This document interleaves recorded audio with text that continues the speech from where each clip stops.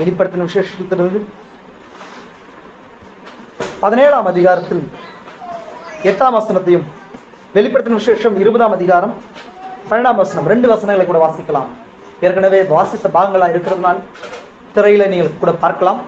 வெளிப்படுத்தின விசேஷம் 17ஆம் அதிகாரம் 8ஆம் வசனம். நீ கண்ட மிருகம் முன்னே இருந்தது, இப்பொழுது இல்லை. அது பாதாளத்திலிருந்து ஏறி வந்து நாசம் அடைய போகிறது. உலக தோற்றம் முதல் ஜீவ புஸ்தகத்தில் பேர் எழுதப்பட்டிராத பூமியின் குடிகள் இருந்ததும் இராமல் போனதும் இனி இருப்பதுமாயிருக்கிற மிருகத்தை பார்த்து ஆச்சரியப்படுவார்கள். ஆமென். வெளிப்படுத்தின விசேஷம் 20ஆம் அதிகாரம் 12ஆம் வசனம். மரித்தோராகிய சிறியோரையும் பெரியோரையும் தேவனுக்கு முன்பாக நிற்க கண்டேன். அப்பொழுது புஸ்தகங்கள் திறக்கப்பட்டன. ஜீவ புஸ்தகம் என்னும் வேறொரு புஸ்தகம் திறக்கப்பட்டது. அப்பொழுது அந்த புஸ்தகங்களில் எழுதியிருக்கிறவர்களின்படி மரித்தோர் தங்கள் கிரியைகளுக்கு தக்கதாக நியாய தீர்ப்பு அடைந்தார்கள். ஆமென். வாசிக்கப்பட்ட வேத பாகங்களோடு கூட கர்த்தர் அவருடைய ஆசீர்வாதத்தை கூட்டுவாராக. நாம் ஜெபம் செய்யும்படி தலைகளை தாழ்த்துவோம். கிருபை நிறைந்த எங்கள் பரலோக பிதாவே, இந்த ஆசீர்வதிக்கப்பட்ட இந்த சாயங்கால நேரத்துக்காக கூட நன்றி. நாங்கள் குறைவுள்ளவர்கள் ராஜா, நாங்கள் ஒன்றுமற்றவர்கள், நாங்கள் களிமண்ணாக இருக்கிறோம். இந்த களிமண்ணையாகிய எங்களை ராஜா உம்மிடத்தில் நாங்கள் சமர்ப்பிக்கிறோம் ராஜா. இந்த சாயங்கால வேளையில எடுத்து வணையும்படிக்கு நீர் இறங்கி வந்திருக்கிறீர், அதற்காக கூட நன்றி ராஜா. இந்த நாளில உரைக்கப்பட்ட அந்த வேத வாக்கியத்தின் நிறைவேறலை காணும்படிக்கு வந்திருக்கிறோம். நீர் இந்த வேத வாக்கியத்தை கண்டு ராஜா, நீர் புஸ்தக சொரிலை கத்தாவை நீர் க்ளோஸ் பண்ணி முடித்து வைத்தீர் ராஜா. ஏனென்றால் அது நிறைவேறுதலா இருந்தது. அப்பேற்பட்ட எல்லா வேத வாக்கியத்திலும் நிறைவேறுதலுக்குள்ளாய் நாங்கள் கடந்து வந்திருக்கிறோம். அந்த ஜீவ புஸ்தகத்தை குறித்து நாங்கள் காண இருக்கிறோம் ராஜா. அதிலே எங்களை குறித்து நாங்கள் காண வந்திருக்கிறோம். எங்களுடைய பாகம் என்னவென்பதை காணும் போது ராஜா, அது வெளிப்பாட்டின் மகிழ்ச்சினாலே துள்ள கிருபைங்க. இந்த செய்தியானது இன்னொரு அடி கூட ஓட கூட நெருங்க உதவிட்ட ராஜா. எங்களுக்குள்ளா இருக்கிற எல்லா மேம்சன பலவீனங்களை கூட ஒப்புக் கொடுக்கிறோம். இந்த செய்தியினோட எங்களை புறப்பட்டு வரும்போது எல்லா விதமான அவிசுவாசத்தின் தன்மைகள், எல்லா விதமான உலகத்தின் ஆவிகள், கன நித்திரையின் ஆவிகள், எல்லா காரியங்களும் இந்த இடத்தை எடுத்துட்டு அப்புறப்படுத்துகிறோம். இங்க டிவைன்லி அட்மாஸ்பியர் உண்டாகட்டும் ராஜா, பலப்படுத்துங்க. இங்க ஒன்னஸ் எங்களுக்குள்ளாய் உண்டாகட்டும். பெரிய காரியங்களை செய்யுங்க அப்பா. நீர் தாமே அடியனை நீர் மறைத்து அப்பா நீர் பேசுங்க. நீர் கத்தாய மனிதனை மாற்றுகிறீர், ஆனால் நீர் மாறாதவராயிருக்கிறீர். தீர்க்கதரிசியின் மூலமாய் பேசின தேவன், இந்த சரீரத்தை கூட நாங்கள் ஒப்பு கொடுக்கிறோம். நீர் பேசுங்க. நாங்கள் அமைதலா இருக்கிற ராஜா. நீர் முதலாவது யாத்திரையில சொல்வது போல நீங்கள் அமர்ந்திருந்து நாங்களே தேவன் என்று அறியுங்கள் என்று சொல்லி அவ்விதமாய் நாங்கள் அமர்ந்து இந்த 3ஆம் யாத்திரையில கூட உண்மை நாங்கள் அறிந்து கொள்ள கிருபையை கூட்டி கொடுங்க. பலப்படுத்துங்க, பெரிய காரியங்கள் செய்யுங்க. இயேசு கிறிஸ்துவின் பரிசுத்த நாமத்திலே ஆமென். அல்லேலூயா. கர்த்தராகிய இயேசு கிறிஸ்துவின் பரிசுத்த நாமத்துக்கு மகிமை உண்டாகட்டும். நம்ம அவ்விதமாய் உட்காரலாம்.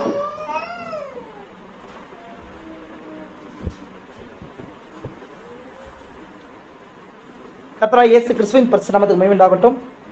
கடந்து வந்த யாவரையும் கர்த்தராகிய இயேசு கிறிஸ்து நாமத்தினாலே உங்களை யாவரையும் வாழ்த்தி வரவேற்கிறேன். காணக்கூடாத விசுவாசியின் கிறிஸ்துவின் சரீரத்துக்கு நான் வாழ்த்துக்களை தெரிவிக்கிறேன். அல்லேலூயா. ரொம்ப நாளுக்கு அப்புறம் நம்முடைய சகோதரர்களை காண்கிறதுல மிகுந்த மனமகிழ்ச்சி அடைகிறேன். ஆமென். சரி, நம்ம செய்திக்கு நேராக கடந்து போகலாம் சகோதரி. ஆமென். அல்லேலூயா. வசனம் விதமா சொல்லுது. ஆமென். சகோதரருடைய ஒருமித்து வாசம் செய்கிறது அது எவ்வளவு இன்பமா இருக்குதுன்னு சொல்லி தாவீது சொல்றார். ஆமென். அது எப்படி இருக்குது அப்படின்னு சொன்னா, ஆரோனியோட சிரசு மேல் ஊற்றப்பட்ட நல்ல பரிமள தைலத்துக்கு ஒப்பாய் இருக்கிறதுன்னு சொல்லி. ஆமென். நீ அந்த செய்தி அந்த பாகத்தை வாசிச்சு பாத்தீங்கன்னு சொன்னா, அது எதை குறிச்சு சொல்லுதுன்னு சொன்னா, அது இன்னர் வெயில குறிச்சு சொல்லுது. ஆமென். எதை குறிச்சுங்க? சகோதரர்கள் ஒருமித்த வாசமா இருக்கிறது அப்படின்னு சொன்னா அது எப்படி இருக்குன்னு சொன்னா, ஆரோனுடைய சிரசின் மேல் ஊற்றப்பட்ட நல்ல பரிமள தைலமா. அது எப்ப ஊற்றுவாங்க அப்படின்னு சொன்னா, வருஷத்தின் 7ஆம் மாசம் 10ஆம் தேதி ஊற்றுவாங்க. தெரியுமா ஒரு விஷயம்? 7ஆம் மாசம் 10ஆம் தேதியில ஒரு ஆசாரியனை கூட்டு வந்து, அவனு மகா பிரதான ஆசாரியனை கூட்டு வந்து வணக்கமான ஆடைகள், அவனு அது வரைக்கும் ஏபோத்தை தரித்திருப்பான். அந்த எல்லா ஏபோத்தெல்லாம் களைஞ்சிட்டு லெனைன் ட்ரெஸ் அப்படின்னு சொன்னா, அதுல பகட்டும் இல்லாத ஒரு ஆடையை அணிவிச்சு என்ன பண்ணுவாங்கன்னு சொன்னா, அவனை சுத்தப்படுத்தி அவனை என்ன பண்ணுவாங்க, அந்த சுத்தப்படுத்தி கழுவி சிரசை அவன் மேல என்ன பண்ணுவாங்க, பரிமள தைலத்தை ஊற்றுவாங்க. பரிமள தைலத்தை என்ன பண்ணுவாங்க, ஊற்றி அது தாடி மேல வலிகிறதுமா இருக்குதுன்னு சொல்லி சங்கீதக்காரன் சொல்றாரு. அதை ஊற்றி எதுக்காக ஊற்றுவாங்கன்னு சொன்னா, அவன் ரத்தத்தோட உள்ள போகணும். அவன் இன்விசிபிள் யூனியனுக்குள்ள போகணும், காணக்கூடாத ஒரு இணைப்புக்குள்ளாய் போகணும். திரைக்கு பின்பாக போகிற அனுபவமா இருக்குது. ஆமே, சொல்ற விஷயம் புரியுதுங்களா உங்களுக்கு? என்ன பண்ணுவார் ஆசாரியன்னு சொன்னா, அந்த ரத்தத்தை எடுத்துக்கொண்டு அந்த தாடி வழிய மேல என்னங்க அபிஷேக எண்ணெய் வழிய வழிய வழிய என்ன பண்ணுங்க, அந்த நெற்றியில கர்த்தருக்கு பரிசுத்தம் என்று சொல்ல சொல்ல சொல்ல ஒரு அடியா என்ன பண்ணுவாங்க, பிரகாரத்தையும் பரிசுத்த ஸ்தலத்தையும் மகா பரிசுத்த ஸ்தலத்துக்குள்ளாய் போகும்போது அவன் நின்று அப்படியே தன்னை தாழ்த்தி தாழ்த்தி தாழ்த்தி தாழ்த்தி தாழ்த்தி தாழ்த்தி என்ன பண்ணுவான்னு சொன்னா, அந்த மகா பரிசுத்த ஸ்தலத்துக்குள்ள போகும்போது அந்த பிளரா ஃபயரை காணும்போது அவன் கீழே தலை குனிஞ்சு போயிடுவான். திரைக்குள்ள யாருமே இருக்க மாட்டாங்க. அப்போ அந்த அனுபவம் எந்த அனுபவமா இருக்குன்னு சொன்னா, வருஷத்துக்கு ஒரே ஒரு முறை அந்த பிளரா ஃபயரை சந்திக்கிற அனுபவத்தோட சகோதர சிநேகத்தை ஒப்பிடுறோம். புரியுதுங்களா உங்களுக்கு? சகோதரர்கள் ஒருமித்து இருக்கிறது எப்படின்னா, அது நல்லதும் இருக்குது கெட்டதும் இருக்குது. நான் சொல்றது சரியான ஒரு சகோதர சிநேகத்துல ஒரே ஆவிக்குள்ளா இருக்கிற சகோதரர்கள் சந்திக்கும் போது அது எப்படி இருக்குன்னு சொன்னா, அந்த பில்லர் ஆஃப் ஃபயரை சந்திக்கணும் நீங்க. அந்த அனுபவம் உங்களுக்கு இருக்குதா? ஆமென். ஆரோனுடைய சிரசு மேல் ஊற்றப்பட்ட நல்ல பரிமள தைலம் சொல்லும் போது 7ஆம் மாசம் 10ஆம் தேதி மகா பரிசுத்த ஸ்தலத்துக்குள்ளாய் பாவ நிவர்த்திக்காக அந்த ஆசாரி என்ன பண்ணுவாங்க, அந்த தைலத்தோடு புறப்பட்டு போகும்போது அவன் யாரை சந்திப்பாங்க, அந்த மகத்தான ஏகோவா தேவனை சந்திப்பாங்க. அப்படி இருக்குதான். சகோதரர்கள் ஒருமித்து வாசமா இருக்கு. அல்லேலூயா. சரியான வகையில சகோதரர்கள், சரியான ஒரே ஒத்த புள்ளி உள்ள பறவைகள் என்னவா பறக்கும், ஒன்றாய் பறக்கும். ஏன்னா அது என்னன்னு சொன்னா, அது சுவாபமா இருக்கு. எப்படி இருக்குதுங்க, சுவாபம். அந்த சுவாபம் அது கலரை பார்த்து பறக்கிறது கிடையாது. அந்த சுவாபம் ஒன்னா என்ன பண்ணுதுங்க, பறக்குது. ஏன்னா ஒரே தாகம் அவைகளுக்குள்ள இருக்கிறபடினாலே அவைகள் ஒன்றா பறந்து ஒரே ஆகாரத்துக்காய் தாகம் விட்டு இருக்கிறதுனால அதை நோக்கி அது போகுது. அல்லேலூயா. அப்பேற்பட்ட தாகங்கள் உங்களுக்குள்ள இருக்கிறதுக்காக நான் கர்த்தரை ஸ்தோத்திரிக்கிறேன். அல்லேலூயா. விசுவாசிக்கிறீங்களா? நம்மளாம் கிறிஸ்துவின் சரீரத்து அங்கத்தினர்களா இருக்கிறோம். ஆமென். இவைகள் ஒரு பலவீனமான அங்கம் இருக்கும், பலமான அங்கம் இருக்கும். இதெல்லாம் சேரும் போது ஒரு சரீரமா இருக்குது சகோதரர்கள். விசுவாசிக்கிறீங்களா? பலவீனமான அங்கம் தான் நம்முடைய சரீரத்துல மிகவும் முக்கியத்துவம் பெறும் சொல்லி பவுல் சொல்றார். பலவீனமான அங்கம் சொன்னா நம்ம கண்ணா இருக்கலாம் இல்லைங்களா, கையை போல கண்ணை நடத்த முடியாது. ஆனாலும் அது அங்கமா இருந்து ஒரே ஆவியால வழிநடத்தப்படும் போது முழு சரீரத்தை நடத்துகிறதா இருக்குது. புரிஞ்சுங்களா உங்களுக்கு? ஏதோ ஒரு வகையில நம்ம ஒருவருக்கு ஒருவர் என்ன பண்ணணும், உதவி செய்ய வேண்டியவர்களா இருக்கிறோம். அல்லேலூயா. கிறிஸ்துவின் சரீரத்தோட இணைக்கப்படுகிற ஒரு சகோதரனும் ஏதோ ஒரு வகையில இந்த கை கண்ணுக்கோ என்ன பண்ணுங்க, நம்ம என் காலுக்கோ மற்ற என்னோட சரீரத்துக்கோ என்ன பண்ணுங்க, உதவி செய்கிறதா இருக்குது. அப்பேற்பட்ட உதவிக்காக தான் என்ன பண்றாங்க, ஏதோ ஒரு வகையில சகோதரர்கள் வந்திருக்கிறாங்க சொன்ன விசுவாசிக்கிறேன். அல்லேலூயா. நான் செய்தியை நேரத்தை அதிகமா கடத்தாதபடிக்கு நம்ம ஏற்கனவே பார்த்த இந்த ஜீவ புஸ்தகத்தின் காரியங்களை குறித்து நம்ம பார்க்கலாமே. கர்த்தர் உங்களை ஆசீர்வதிக்கணும். நீங்க அதிகமா செய்தியை வாசிச்சிருப்பீங்க. நான் இடையில ஸ்டார்ட் பண்ணாதபடிக்கு நான் 2 வாரமா பார்த்தேன். 2-3 வீக்ஸா நம்ம பார்த்த அந்த காரியங்களை சின்ன ஒரு காரியம், அந்த ரிப்பீட்டடா ஒரு சின்ன காரியத்தை உங்களோடு கூட சொல்லிட்டு இந்த நாளின் காரியத்துக்குள்ள கடந்து போகலாம். ஆமென். அல்லேலூயா. ஜீவ புஸ்தகம் அது மேஜரான ஒரு டாக்டரின். ஒரு மேஜரான ஒரு டாக்டரின். அது எதோட சம்பந்தப்படுதுன்னு சொல்லி நம்ம பார்த்துருக்கிறோம். புஸ்தகம் சொன்னா என்னன்னு சொல்லி பார்க்கிறோம் இல்லைங்களா. அந்த ஜீவ புஸ்தகம் அது எதுல அதிகமா போக்கஸ் பண்ணப்படுதுன்னு சொன்னா, வெளிப்படுத்துற விஷயத்துல அதிகமா போக்கஸ் பண்ணப்படுது. ஏன்னா நம்ம எந்த நாட்கள் இப்ப இருக்கிறோம், புக் ஆஃப் ரெவலேஷன், வெளிப்படுத்தப்பட்ட நாட்கள்ல இருக்கிறோம் இல்லைங்களா. நான் சொல்லியிருக்கிறேன், ஆல்ரெடி நம்ம பார்த்திருக்கிறோம். முழு வேதாகமும் எதுக்காக எழுதப்படுதுன்னு சொன்னா 65 புஸ்தகங்களும் 66வது புஸ்தகமாக எழுதப்பட்டுச்சு. அல்லேலூயா. ஆல்ரெடி நம்ம பார்த்திருக்கிறோம்.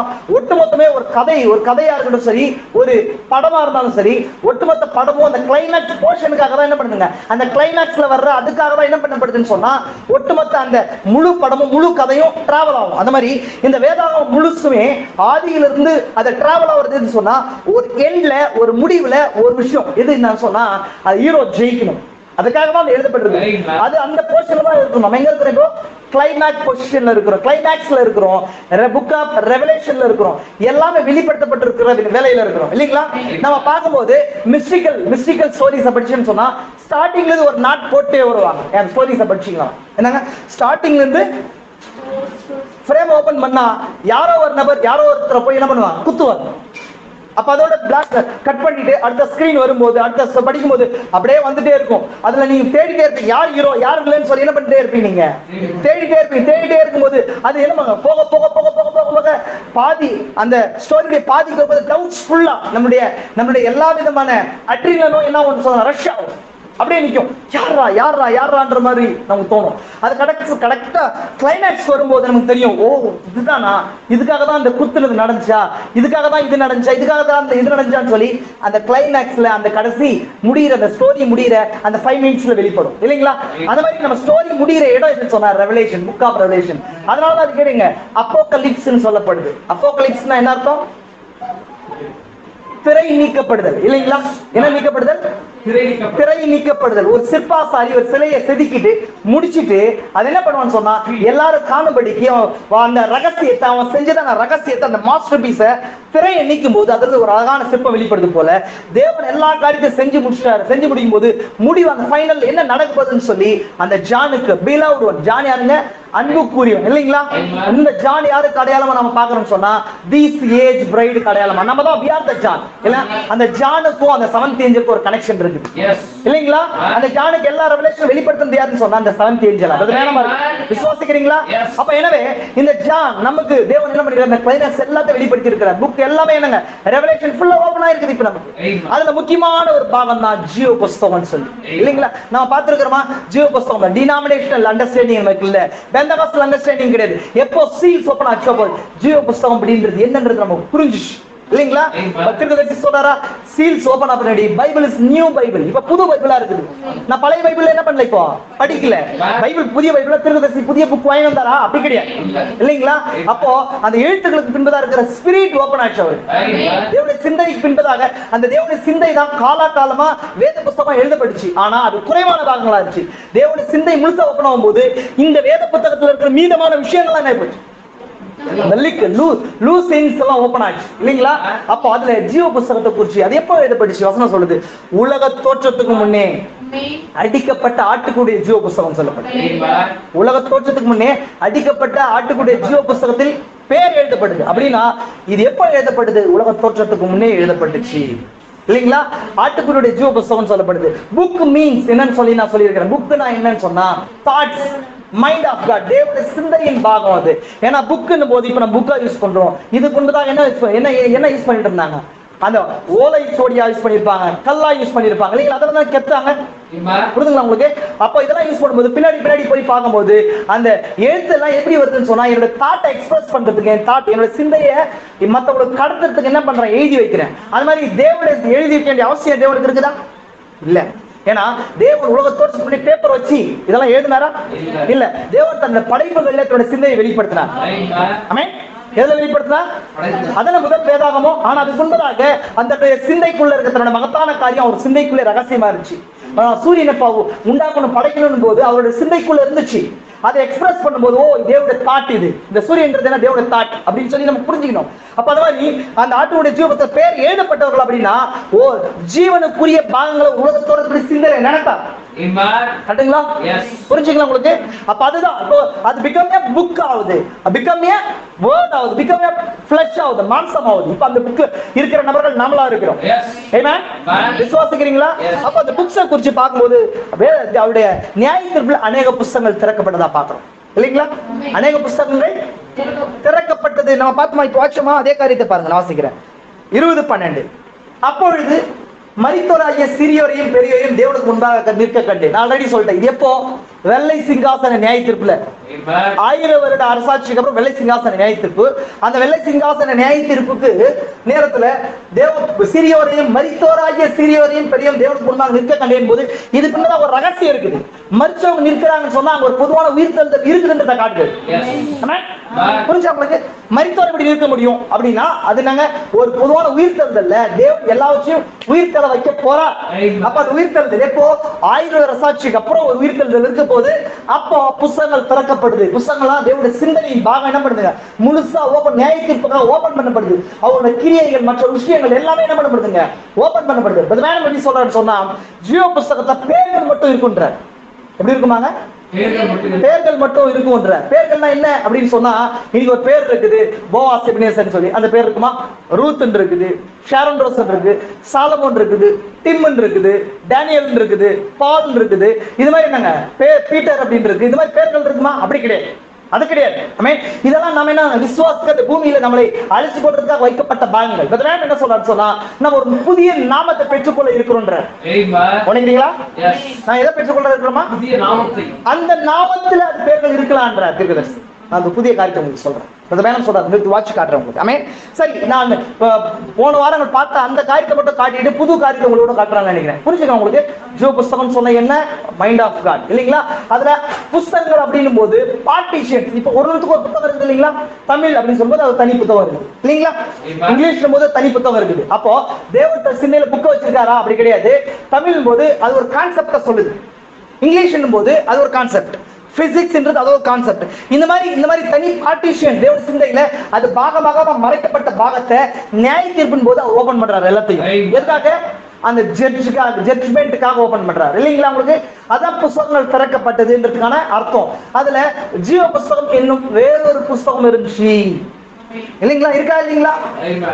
வேறொரு புஸ்தகம் திறக்கப்பட்டது. அப்பொழுது அந்த புஸ்தகங்கள் எழுதப்பட்டபடியே மரித்தோர் தங்கள் கிரிகளுக்கு தக்கதாக நியாய தீர்ப்பு அடைந்தார்கள்.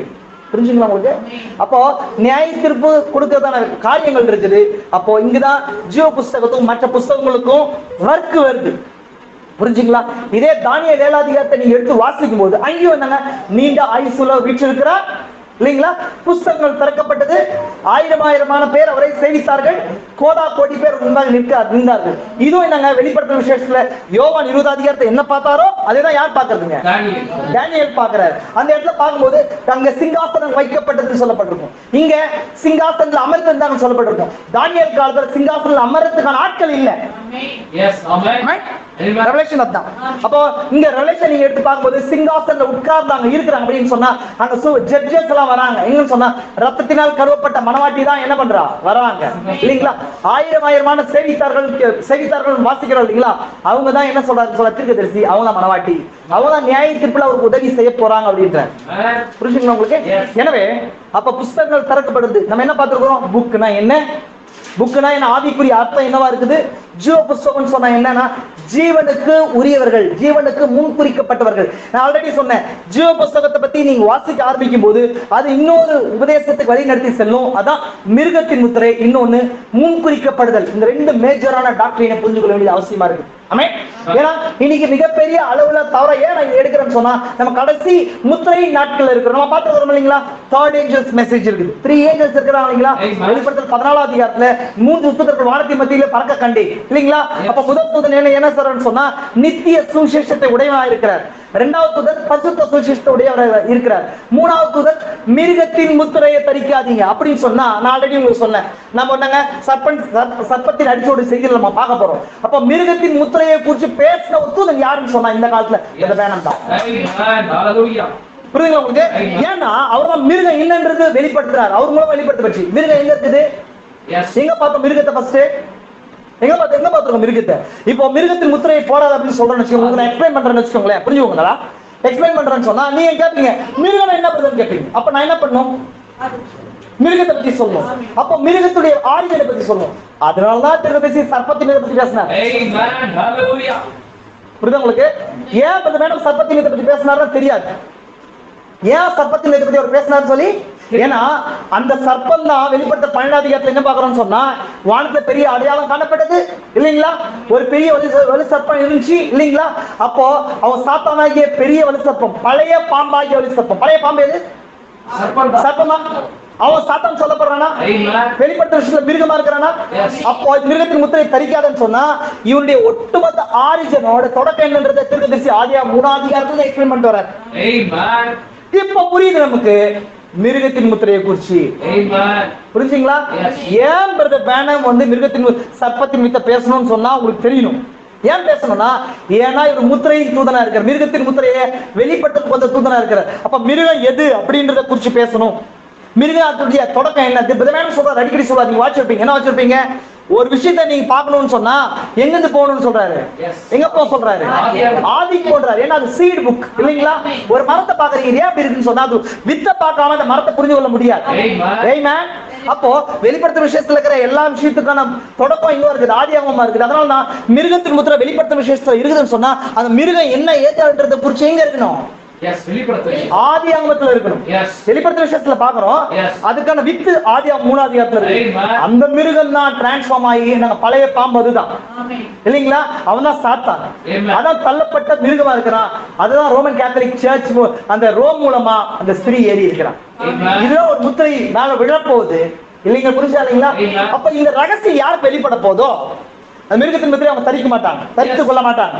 அப்ப தரித்து கொள்ளாத யாரா இருப்பாங்க சொன்னா அவங்க ஜீவ புஸ்தகத்துல பேர் எழுதப்பட்டாங்க.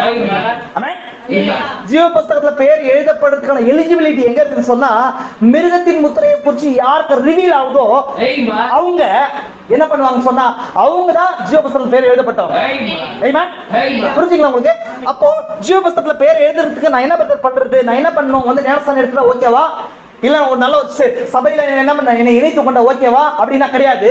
அது தேவனுடைய ஃப்ரீ வில்லா இருக்கு, தேவனுடைய சுயாதிபத்தியமா தேவனுடைய தெரிந்து கொண்டது மூலமா இருக்குது இல்லைங்களா? ஏன்னா நம்ம பார்த்திருக்கிறோம், என்ன பார்த்திருக்கிறோம், தேவன் நல்வினை தீவினை நடவாதிருக்கணும் ரோமர் 9ஆம் அதிகாரத்துல பார்க்கிறோம். நான் யாக்கோபை நேசித்தேன், ஏசாவை வெறுத்தேன், நன்மை தீமை இன்னும் அறியாதுக்கு முன்னே தேவனுடைய சுயாதிபத்தியத்தினாலே தேவனை என்ன பண்றாங்க, தெரிந்து கொள்ளுதல் அப்படின்ற ஒரு பெரிய டாக்டரின் அங்க ஒளிஞ்சிருக்கு. புரிஞ்சா இல்லைங்களா? ஏன்னா இதை என்ன சொல்றாரு, தெரிந்து கொள்ளுதல் அந்த உபதேசத்தை குறிச்சு, முன்குறித்தலை குறிச்சு, உபதேசத்தை குறிச்சு ரொம்ப தவறான விளக்கங்கள் இருக்குது அப்படின்னு சொல்றாரு. அதை குறிச்சு நான் ஒரு முக்கியமான நோட்ஸ் உங்களுக்கு வாட்சி காட்டுறேன், நல்லா கவனிங்க சகோதர சகோதரி. தேவனுடைய தெரிந்து கொள்ளுதலை குறிச்சு நல்லா கவனிங்க, பொறுமையா கவனிங்க.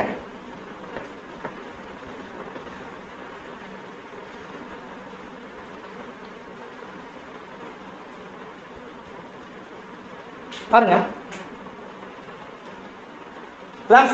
தேவன் சிலரை மனவாட்டியாக தெரிந்து கொண்டு அவர்களின் பெயர்கள் ஆட்டுக்குருடைய ஜீவ புஸ்தகத்தில் ஒரு பாகத்தில் வைத்து அது எப்பொழுதும் அழிக்கப்படுவதை என்று திட்டவட்டமாக திட்டம் கொண்டால் அதை நாம் ஏற்றுக்கொள்ள வேண்டும். அப்போ நம் பூமியில பிறக்கிறதுக்கு முன்னாடி, நம் தாய் தகப்பன் பிறக்கிறதுக்கு முன்னாடி தேவன் இவர்கள்லாம் ரட்சிக்கப்படுவாங்கன்னு சொல்லி தேவனுடைய சிந்தனை என்பதாக நினைத்தார்.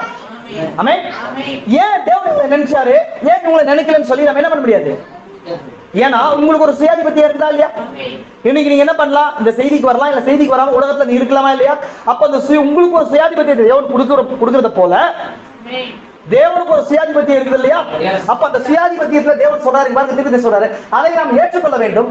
சிலருடைய பெயர்கள் ஜீவ புஸ்தகத்தில் காணப்பட்டு தேவனுடைய முன் அறிவில் அவர்கள் பாவத்தில் விழுந்து அவர்களுடைய பெயர்கள் ஜீவ புஸ்தகத்திலிருந்து எடுக்கப்பட வேண்டும் என்று இருந்தால் அதை நாம் ஏற்றுக்கொள்ள வேண்டும்.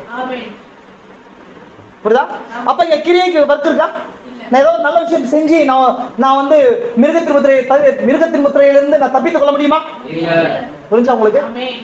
நீங்க மிருகத்தின் முத்திரைக்கு போயிடுறீங்க, நீங்க என்ன பண்ணுங்க, இங்க வாங்க, எங்கள்தான் உண்மையா இப்படி இல்ல. அந்த மிருகத்தின் முத்திரைன்றதும் ஜீவபுஸ்தகத்துல பேர் எழுதப்படுறது அப்படின்றதும் ஆல்ரெடி முடிஞ்ச ஒரு விஷயம். அப்போ மிருகத்தின் ஜீவபுஸ்தகத்துல பேர் எழுதப்பட்டவங்க எல்லாம் என்ன பண்ணுவாங்க, கண்டிப்பா அந்த கிரேஸை பெற்றுக்கொண்டு அந்த மிருகத்தை பத்தி ரகசியம் உங்களுக்கு புரியும். மிருகத்தை பத்தி மட்டும் கிடையாது, அந்த மிருகம் எப்படி டிராவல் ஆயிட்டு வருது அப்படின்னா, ஆதியில இந்த மிருகம் எங்க வரணும் தொடர்ந்து அந்த விருட்சம் இல்லைங்களா. ஆதியாகமம் சீட் புக்கா இல்லைங்களா, வித்தின் புஸ்தகமா. அது என்ன பண்ணும், மரமா ஒரு விதை போட்டா என்ன பண்ணுங்க, மரமாகி கனி வரும், கீழே இருந்த விதையுடைய பாகத்தை அடக்கணும். அப்போ ஆதியாகமத்தை தொடர்ந்து அந்த மிருகத்துடைய வித்து போடப்பட்டு பாஸ் ஆயிட்டு வருது இல்லையா. அந்த பாஸ் ஆயிட்டு வர்ற வழியை கண்டுபிடிச்சா மட்டும்தான் இன்னைக்கு அந்த மிருகத்தின் முத்திரை, மிருகம் என்னன்றதும் அது முத்திரை என்னன்றதும் புரியும் இல்லைங்களா. சொல்றா நீங்க வாட்சமா இல்லைங்களா, மேல என்ன வாட்சம் நம்ம 20வது வசனத்துல யார் மிருகத்து முத்திரைய 17:8 உலகத்தோடு ஜீவபுஸ்தகத்தில் பேர் எழுதப்பட்டிராத பூமியின் குடிகள் இருந்ததும் இராமற் போனதும் இனி இருப்பதுமாய் இருக்கிற மிருகத்தை பார்த்து ஆச்சரியப்படுவார்கள். இதே 13ஆம் அதிகாரத்துல உலக தோற்றத்துக்கு முன்னே அடிக்கப்பட்ட ஆட்டினுடைய ஜீவபுஸ்தகத்தில் பேர் எழுதப்பட்டிராத பூமியின் குடிகள் யாவரும் அதை வணங்குவார்கள். இதுல எக்ஸ்க்ளூசிவ் அப்படின்னு சொன்னா விதிவிலக்காக, எக்ஸ்க்ளூசிவ் சொன்ன விதிவிலக்கு அப்படின்னா லாபடி எல்லாமே வணங்குறாங்க, இவங்களும் செய்ய மாட்டாங்க. யார் செய்ய மாட்டாங்க, என்டர்நேஷனல் வந்தவங்களா அப்படி சொல்லதான் வசனம். தீர்க்கதரிசி போட்டோ வீட்டுல வச்சிருக்கிறாங்களா, சீல்ஸ் வச்சிருக்கிறாங்களா, ஒரு பெரிய சபையில இருக்கிறாங்களா, அப்படி சொல்ல வரல. அப்படி சொல்லவே இல்லை வசனம். எப்படி சொல்லுது, ஜீவ புஸ்தகத்துல பேர் எழுதப்பட்டவங்க அப்படிதான் சொல்லுது. அது யாரும் நல்லா இருக்கலாம், என்டர்நேஷனலே இருக்கிறவங்க இல்ல. ஏன்னா கொஞ்ச நேரத்துல உங்களுக்கு காட்ட போறோம் அந்த விஷயம், அந்த ரகசியத்தை காட்ட போறோம். ஏதோ என்டர்நேஷனலே இருக்கிறவங்க மட்டும் ஜீவ புஸ்தகத்துல இல்ல, நிறைய பேர் இருக்கிறாங்கன்றார் தீர்க்கதரிசி. புரியுதா உங்களுக்கு? இப்போ இந்த ஜீவ புஸ்தகத்துல பேர் வரதுக்கு என்ன பிரதர் பண்றது? எதுவுமே பண்ண முடியாது. அதான் God's grace. தேவனுடைய சுயாதிபத்தியம், sovereignty of God. தேவனுடைய சுயாதிபத்தியத்தினால தேவன் தெரிந்து கொள்றார். புரியுதா உங்களுக்கு? இதுல வெவ்வேறு வகையான டாக்டரின்ஸ் பிரியுதுன்றத குறித்து ஆல்ரெடி உங்களுக்கு சொல்லிட்டேன். எது பிரிஞ்சு? ஃபர்ஸ்ட் தெரிந்து கொள்ளுதல். ஜீவ புஸ்தகத்தை குறித்து நம்ம அதை புரிஞ்சுக்கணும்னு சொன்னா தெரிந்து கொள்ளுதல் ரகசியம், முன் குறிக்கப்படுதல் ரகசியம் தெரிஞ்சிருக்கணும். அதே போல இது எதுக்கு வழி நடத்த போகுதுன்னு சொன்னா மிருகத்தின் முத்திரைக்கு வழி நடத்த போகுது இல்லைங்களா? ஜீவ புஸ்தகத்துல பேர் எழுதப்படாதவங்க என்ன பண்ணுவாங்க? டைரக்டா போயிடுவாங்களா இல்லைங்களா? நம்ம அதை பார்த்தோம். அப்ப இந்த ஜீவ புஸ்தகத்தை குறிச்சு தவறா புரிந்து கொள்ற ரெண்டு கூட்டத்தை குறிச்சு பார்த்தோம் இல்லைங்களா? பார்த்தோமா இல்லைங்களா? ஒண்ணு யாருங்க? கால்வினிஸ்ட். அப்படின்னு சொன்னா அவங்க யாரா இருக்கிறாங்கன்னு சொன்னா ஃப்ரீ கிரேஸ் பீப்புளா இருக்கிறாங்க இல்லைங்களா? கிருபையை தப்பா புரிந்து கொள்ற ஆட்கள். நான் தான் முன்குறிக்கப்பட்டேன் இல்ல, நான் பாவம் செஞ்சாலும் தேவன் கொண்டு வருவாங்க அப்படின்ற அந்த காரியத்துல இருக்கிறாங்க. நான் முன்குறிச்சிட்ட பிரதர், நான் என்ன இருக்கிறேன்? மனவாட்டியா இருக்கிறேன், நான் என்ன பண்ணிடுவேன்? வந்துருவேன். அப்போ தேவனை குறிச்சார்ல அப்படின்னு சொல்லி பேசுற ஒரு கூட்டம் தான் கால்வினிஸ்ட் கோட்பாடு. அது என்ன இருக்குது? கிருபையை தவறாக, கிருபையை குறித்து சரியான புரிதல் இல்லாத ஒரு கூட்டம். அதே போல அடுத்த கூட்டம் ஆர்மினிஸ்ட் இல்லைங்களா? ஆர்மினிஸ்ட் கூட்டம் சொன்னா என்ன இருக்கிறாங்க சொன்னா லீகலிஸ்டா இருக்கிறாங்க. நீங்க என்ன நியாயப்பிரமாண செய்கைக்காரரா இருக்கிறாங்க. நியாயப்பிரமாண செய்கைக்காரனா இது செஞ்சா தேவனுக்கு கொண்டு வர, நீ ஞானஸ்தானம் எடுத்தா உள்ள வருவ, செய்தி புக் படிச்சா நீ உள்ள வருவ, இந்த சபைக்கு வந்தா உள்ள வருவ, இது மூலம் இதை பெற்றுக்கொள்ளலாம். அப்படின்னா கிருபை ரட்சிப்ப ஒரு கிரியையின் மூலமா பெற்றுக்கொள்ளலாம் அப்படின்ற தேவனுடைய கிருபை வெளிப்படுறதுக்கு நம்முடைய கிருபை வேணும்ன்றதை யோசிக்கிறோம். உங்களுக்கு புரிஞ்சா இல்லைங்களா? ரெண்டு விஷயம் புரிஞ்சுங்களா? பிரதர்ஸ் புரியலன்னு சொன்னா தயவு செஞ்சு நீங்க கேளுங்க, என்ன பண்ணாதீங்க. இது ஒண்ணும் என்ன கிடையாதுங்க, நான் உங்களுக்கு சொல்றதுக்கு தான் இங்க இருக்கிறேன். ஆமென். எகைன் திரும்ப நான் உங்களுக்கு சொல்றேன். ஒரு கூட்டம் கிருபையை தவறாக புரிந்து கொண்டு தவறா போறவங்க, இன்னொரு கூட்டம் கிரியைகளினாலே தேவனுடைய கிருபையை பெற்றுக்கொள்ள நினைக்கிறவங்க. ரெண்டுமே தப்பு. வேணாம் என்ன சொல்றாருன்னு சொன்னா every time truth is middle on the road. எப்பொழுதுமே சத்தியமானது பாதை நடுவில் இருக்கும். அப்படின்னா கிருபையை சரியான அளவுல புரிந்து கொள்ளணும், அதே போல கிரியையை சரியான அளவுல புரிந்து கொள்ளணும். ஆமென். தேவன் நம்ம கிரியை வெளிப்படுத்தணும்னு சொன்னா தேவனுடைய கிருபை நமக்கு வேணும். புரியுதுங்களா உங்களுக்கு? அப்பதான் கிரியை முக்கியம் இல்லையா பிரதர் அப்படின்னு சொன்னா தேவன் உன்னை கிருபை வைத்து உன்னை முன்குறிச்சிருந்தாருன்னு சொன்னா உனக்குள்ள கிரியைகள் தானா வெளிப்படும். ஏன்னா இதுக்குள்ள இருக்கிற அந்த ரெண்டு விஷயத்துக்குள்ள இருக்கிற அந்த அந்த வேரியேஷனே தான்.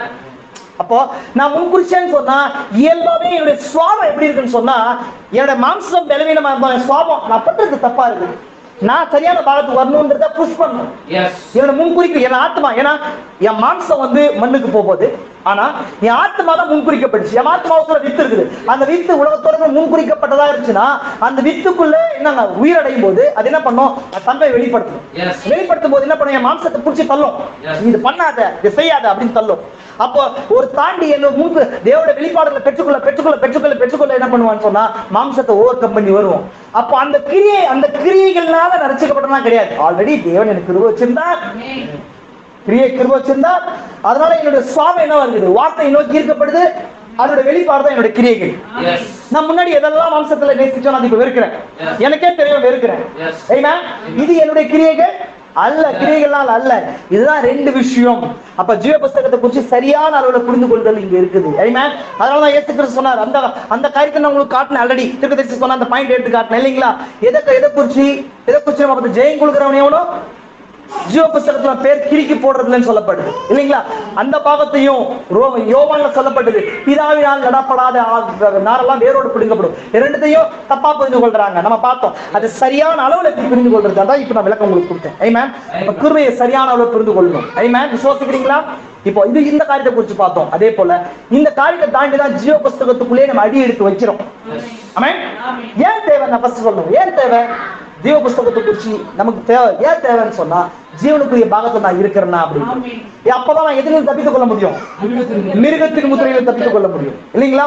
மிருகத்தின் முறைன்றது என்னோட கிரியை சார்ந்ததுக்கு நான் ஏதோ பண்றதுனாலயோ, நான் பெரிய ஊழியம் பண்றதுனால, சர்ச்சுக்கு போறதுனாலயோ, அதை செய்யறதுனால, செய்திகள் அதிகமா தெரியுறதுனால அது என்ன இல்லைங்க, அந்த கேப்பபிலிட்டி அது கிடையாது. ஒன்னே அவனோட ஜீவ புஸ்தகத்துல பேர் இருக்கணும். அது எதிர சார்ந்திருக்குன்னா கிருபையை சார்ந்திருக்கு. அப்போ அது எதை சார்ந்திருக்கு? முன்குறிக்கப்பட்டதுல சார்ந்திருக்கு. அப்போ தேவன் மனவாட்டிக்கு எல்லாத்தையும் ப்ரோக்ரஸிவா வெளிப்படுத்தினே வராங்க.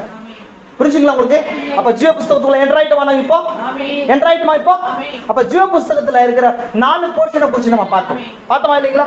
நான் செய்திக்குள்ள வரவே இல்லை.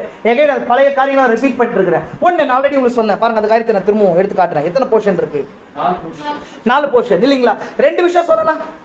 2 வகையான தெரிந்து கொள்ளுதல். நான் தெரிந்து கொள்ளுதல் குறிச்சு கூட பேசுனேன். 2 வகையா இருக்கு. 2 வகையான தெரிந்து கொள்ளுதல் இருக்கு. தப்பா புரிஞ்சுக்காதீங்க, இது ரொம்ப இம்பார்ட்டன்டான விஷயம். அநேக ஊழியர்களை செஞ்சுக்கணும், அநேக செய்திக்குள்ள இருக்காங்க தெரிந்து கொள்ளப்பட்டோம் அப்படின்னு சொல்லுவாங்க. ஆனா அவங்களுடைய ஊழியமும் அவங்களுடைய விசுவாச வாழ்க்கையும் வார்த்தையின்படி இருக்காது. ஆனாலும் தெரிந்து கொள்ளப்பட்டவங்க சொல்லுவாங்க. ஏன் சாமான் தெரிந்து கொள்ளப்பட்டவன்னா எதுக்கு அப்படின்னா நன்மைக்கா தீமைக்கா? 2 வகையான தெரிந்து கொள்ளுதல் இருக்கு. நான் சொன்ன கிருபையின் பாத்திரம், கிருபா பாத்திரம் சொல்லி 2 விஷயத்த சொன்னா இல்லைங்களா? அப்போ பார்வனை எதுக்கு தேவன் ஏற்படுத்துறார் இல்லைங்களா? அழிவுக்கு எத்தனமாக்கப்பட்ட டீம் ஒரு டீம் இல்லைங்களா? தேவன் என்ன பண்றாரு? அக்கிரமக்காரனை நியாய தீர்ப்பு நாளுக்காக உண்டாக்கினார் சொல்லுவாங்க. யூதாஸ் எதுக்காக ஏற்படுத்தப்பட்டவனா இருக்கிறான்? காட்டி கொடுத்திருக்கானே இல்லைங்களா? கேட்டின் மகன் கெட்டு போனானே அல்லாமல் மற்றபடி அல்ல. அவன் ஆதி முதல் பிசாசா இருக்கிறான். சொல்றாரு பாதாளத்துக்கு திரும்ப போயிட்டான். அவர் பரலோகத்திலிருந்தே திரும்ப அங்கேயே போயிட்டார். புரிஞ்சுங்களா உங்களுக்கு? அப்போ என்னன்னு சொன்னா, ஒண்ணு ஜீவனுக்கு என்று முன்குறிக்கப்பட்டு தெரிந்து கொள்ளுதல்ல, அவருடைய நாமத்தின் மகிமைக்காக அவருக்காக தெரிந்து கொள்ளப்பட்ட ஒரு கூட்டம். இன்னொரு கூட்டம் எப்படி இருக்குன்னு சொன்னா, அவருடைய மகிமைக்கு எத்தனை ஆக்கப்பட்ட ஒரு கூட்டம். ரெண்டு கூட்டம் இருக்கு. 2 தெரிந்து கொள்ளுதல் இருக்கு. நான் ஆல்ரெடி உங்களுக்கு சொல்லியிருக்கிறேன். ஒரு மினிஸ்ட்ரி போகுதுன்னு சொன்னா எல்லாமே தெரிந்து கொள்ளப்பட்டுதான். பொதுவா எல்லாரையும் என்ன பண்ண தெரிந்து கொள்ள. ஆனா இதுல எதுக்கு? உண்மையான செய்திக்காக தெரிந்து கொள்ளப்பட்ட கூட்டமா, இல்ல அங்க புத்தி இல்லாத கன்னிகையாவோ வஞ்சிக்கிறதுக்காக தெரிந்து கொள்ளப்பட்ட கூட்டமான்னு சொல்லி பார்க்கணும். இது ஒரு எக்ஸாம்பிள் சொல்லட்டுமா உங்களுக்கு? கவனிங்க, நல்லா கவனிங்க. மம்ரேல 3 தூதர்கள் இறங்கி வந்தாங்க. மம்ரேல 3 தூதர்கள் இறங்கி வந்தாங்களா? இறங்கி வந்தாங்களா இல்லைங்களா? அப்படி இறங்கி வரும்போது அதுல ஒருத்தர் யாருங்க? யெகோவா தேவன் தானே இல்லைங்களா? மற்ற 2 தூதர்கள் யாரா இருக்கிறாங்க? அந்த 2 தூதர்களுடைய வர்க் என்ன? இந்த ஒரு தூதருடைய வர்க் என்ன தெரியுமா உங்களுக்கு? ஒரு தூதன் எதை செய்யறார்? பாடி சேஞ்சிங்க கொண்டு வரதுக்கு. மற்ற 2 தூதர்கள் பாடி அழிக்கிறதுக்கு. ஒரு தூதன் என்ன செஞ்சாரு? யாருங்க? வாக்குத்தத்தத்தின் அந்த வாக்குத்தத்தம் பெற்றவனுக்கு பாடி சேஞ்சிங்க கொண்டு வர வாக்குத்தத்தம் பண்ணப்பட்ட குமாரனை குறிச்ச ரகசியத்தை சொல்றாரு. சர்க்கிள் மினிஸ்ட்ரி நடக்குறாங்க, ஸ்டேட் மினிஸ்ட்ரி நடக்குறாங்க ஒரு சைடு. ஆனா 3 பேர் ஒரே டைம்ல இறங்கி வந்தாங்க. இப்போ இந்த 3 பேர் யாருன்னு சொல்லி மேம் சொல்றா தெரியுமா உங்களுக்கு? படிச்சிருப்பீங்க. யாரு அந்த மகத்தான யெகோவா? யாருக்குள்ள இன்னைக்கு ஏன்னா நோவாவின் நாட்கள் நடந்தது போல மனுஷகுமாரன் நாட்கள் நடக்கும். சோதோமின் நாட்கள் நடந்தது போல மனுஷகுமாரன் நாட்கள் நடக்கும் இல்லைங்களா? அப்ப சோதோமின் நாட்கள்ல தேவன் மாம்சத்துல வெளிப்பட்டு கூடாரத்துக்கு பின்பதாக இருந்த சாராளுடைய இறுதியின் ரகசியத்தை என்ன பண்ணார்? வெளிப்படுத்தினார். தேவனோட மாம்சத்துக்கு வெளிப்பட்டு இருதயத்தின் ரகசியத்தை வெளிப்படுத்தினான்னு சொல்லப்படுது. அப்போ அது தீர்க்கதரிசி இப்ப மனுஷகுமாரன் நாட்கள் இருக்கும்போது அந்த மனுஷகுமாரன் மாம்சத்துல வெளிப்பட்டார். ஆதி அவன் 18 திரும்ப நடந்திருக்கு. அப்ப 2 தூதர்கள் வேணும் என்ன சொல்றாரு? யார் சொல்றாரு? ஓரல் ராபர்ட்சன், பில்லி கிரஹாம் சொல்றாரா இல்லைங்களா? 2 தூதர்கள் வந்தாங்களா?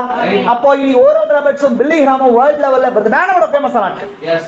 அவங்க பிசாச குறிச்சி பிரசங்கிச்சாங்களா? இல்ல. நான் சொல்றது புரியுதா உங்களுக்கு? அவங்க பிசாச குறிச்சி இல்ல வேற யாராவது தெய்வங்களை குறிச்சு பிரசங்கிச்சாங்களா? இல்ல. எதை குறிச்சு பிரசங்கிச்சாங்க?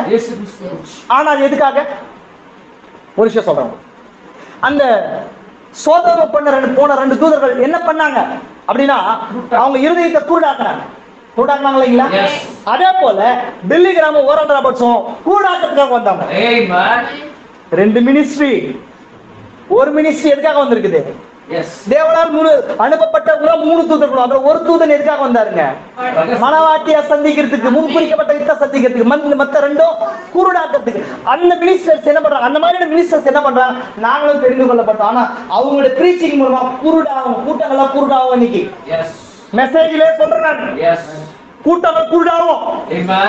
பெரிய கூட்டம் குருடாகும் இல்ல குருடாக்குறதுக்கு இல்லைங்களா? ஏன்னா லவோதைக்கியாவுக்கு சொல்லப்பட்ட வாக்குத்தத்தம் என்னவா இருக்குது? நீ குருடனும். யார் குருடாக்குனா அப்படின்னு சொன்னா இவங்களுக்காக அனுப்பப்பட்ட பிரீச்சர்ஸ். இவங்களுக்காக அனுப்பப்பட்ட பிரீச்சர்ஸ் மூலமா இல்லைங்களா? நான் சொன்னா தெரிந்து கொள்வதில் எவ்வளவு இருக்கு? 2 இருக்கு. அதே போல ஜீவ புஸ்தகத்தில் 4 போர்ஷன் இருக்கு. எத்தனை போர்ஷன்? 4 போர்ஷன். நான் தான் உங்களுக்கு சொன்னேன் ஆல்ரெடி.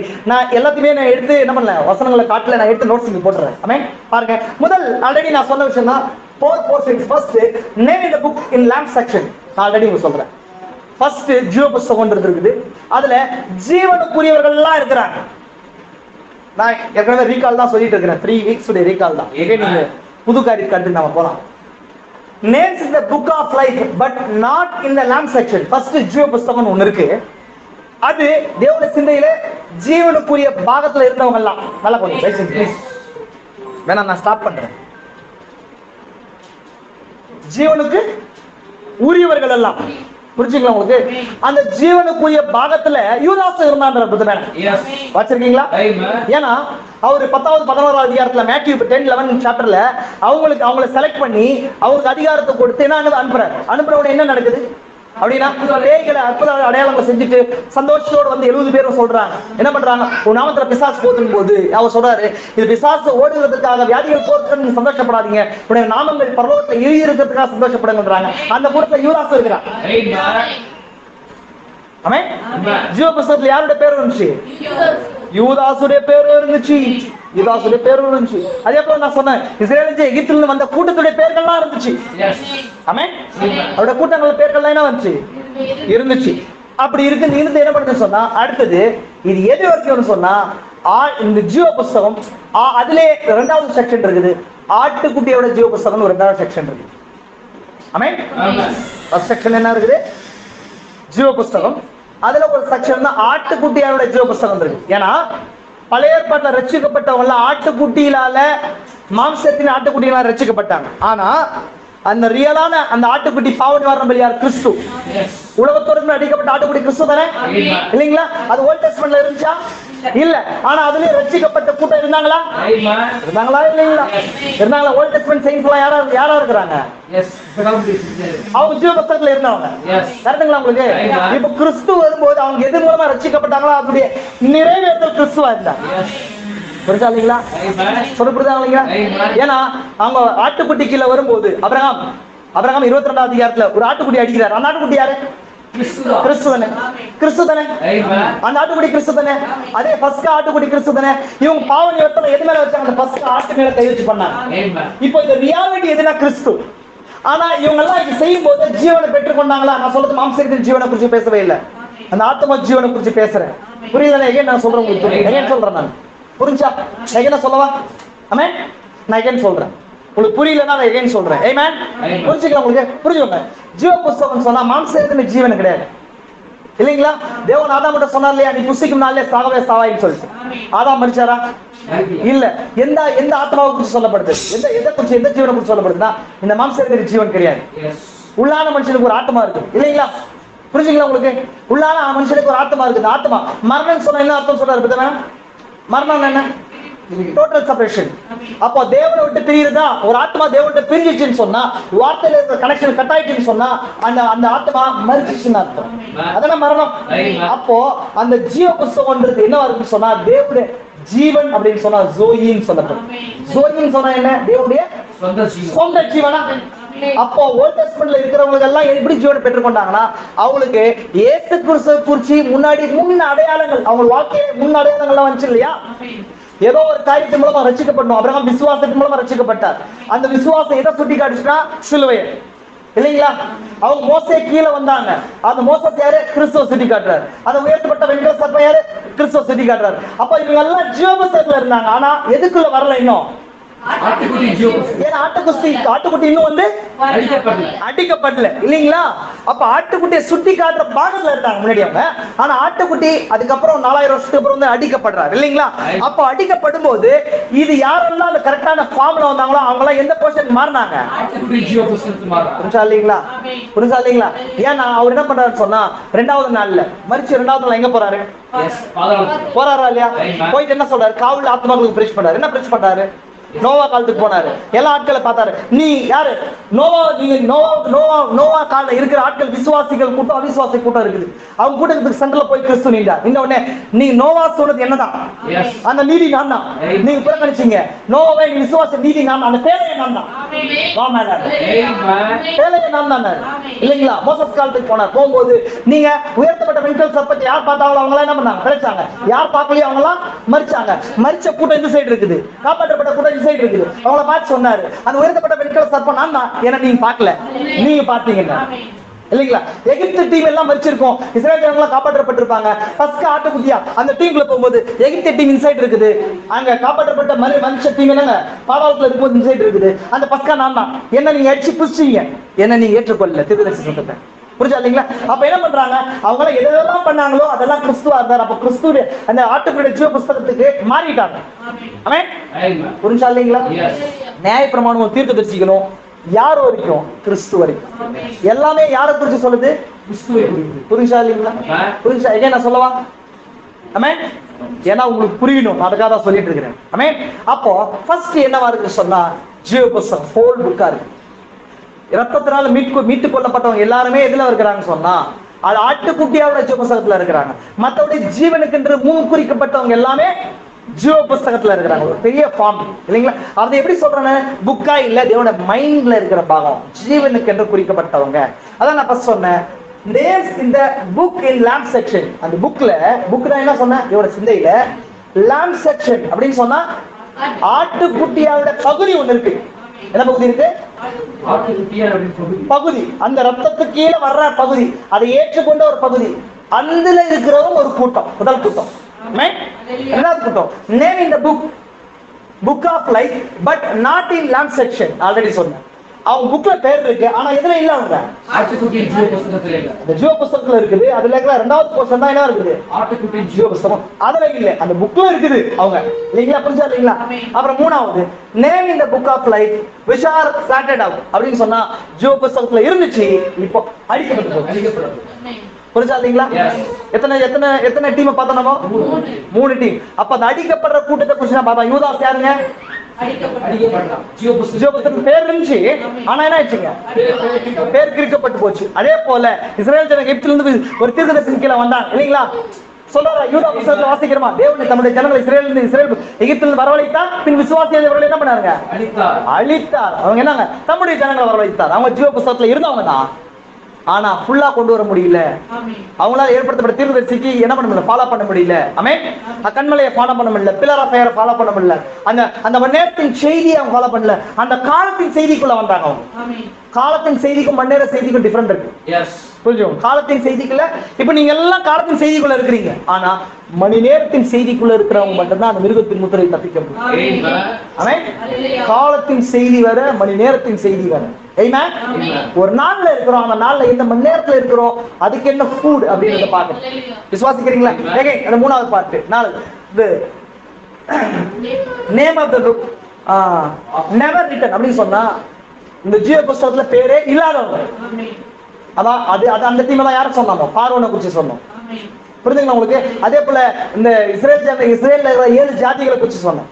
அவங்கள காயினுடைய சந்ததியை குறிச்சு சொன்னோம். அவங்கள பேரே ஜீவ புஸ்தகத்திலே இல்லாதவங்க, டோட்டலா இல்லாதவங்க. டோட்டல் அவங்க பேர் என்ன இல்லைங்க, இல்ல. நான் திரும்ப 4 காரியத்தை காட்டிட்டு முக்கியமான விஷயத்துக்குள்ள நம்ம கடந்து போலாம்.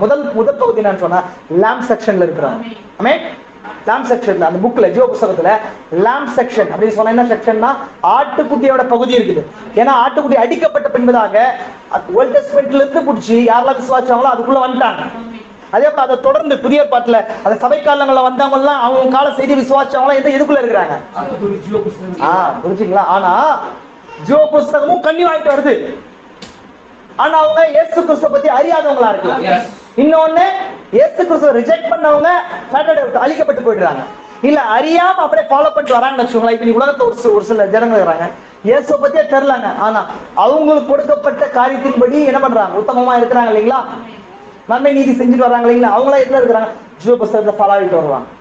ஒரு சிலர் நான் உங்களுக்கு காட்டின போன வாரம். அதுக்கப்புறம் அவங்க யாருங்க, ஜீவ புஸ்தகத்துல பேர் எழுதினவங்க அடிக்கப்பட்டு போனாங்க. அண்ணா காய்பா மாதிரி இல்லைங்களா, அவங்க அந்த என்னங்க அவங்க கரெக்டான வாக்குத்தத்தம் அவங்களுக்கு தான் சொல்லுதா இல்லைங்களா? ரோமன் பவுல் சொல்றாரா, 9ஆம் அதிகாரத்துல சொல்றாரா, இஸ்ரேலர் எல்லாரும் இஸ்ரேலர் இல்லைன்னு சொல்லிட்டு வரும்போது நியாய பிரமாணம் அவங்களுது, தீர்க்கதரிசி அவங்களுது, வாக்குத்தத்தம் அவங்களுது இல்லைங்களா? அவர்களில் கிறிஸ்து பிறந்தாரே, அவர் என்றென்றைக்கும் ஸ்தோத்திரிக்கப்பட்ட சர்வத்துக்கு மேலான தேவன். அப்போ அந்த உரிமை தீர்க்கதரிசி சொல்றார், தெரிந்து கொள்ளுதலின் விதி அவர்களுக்குள்ள கிரியை செய்து. யாருக்கு? யூதர்களுக்கு எது கிரியை செய்துங்க?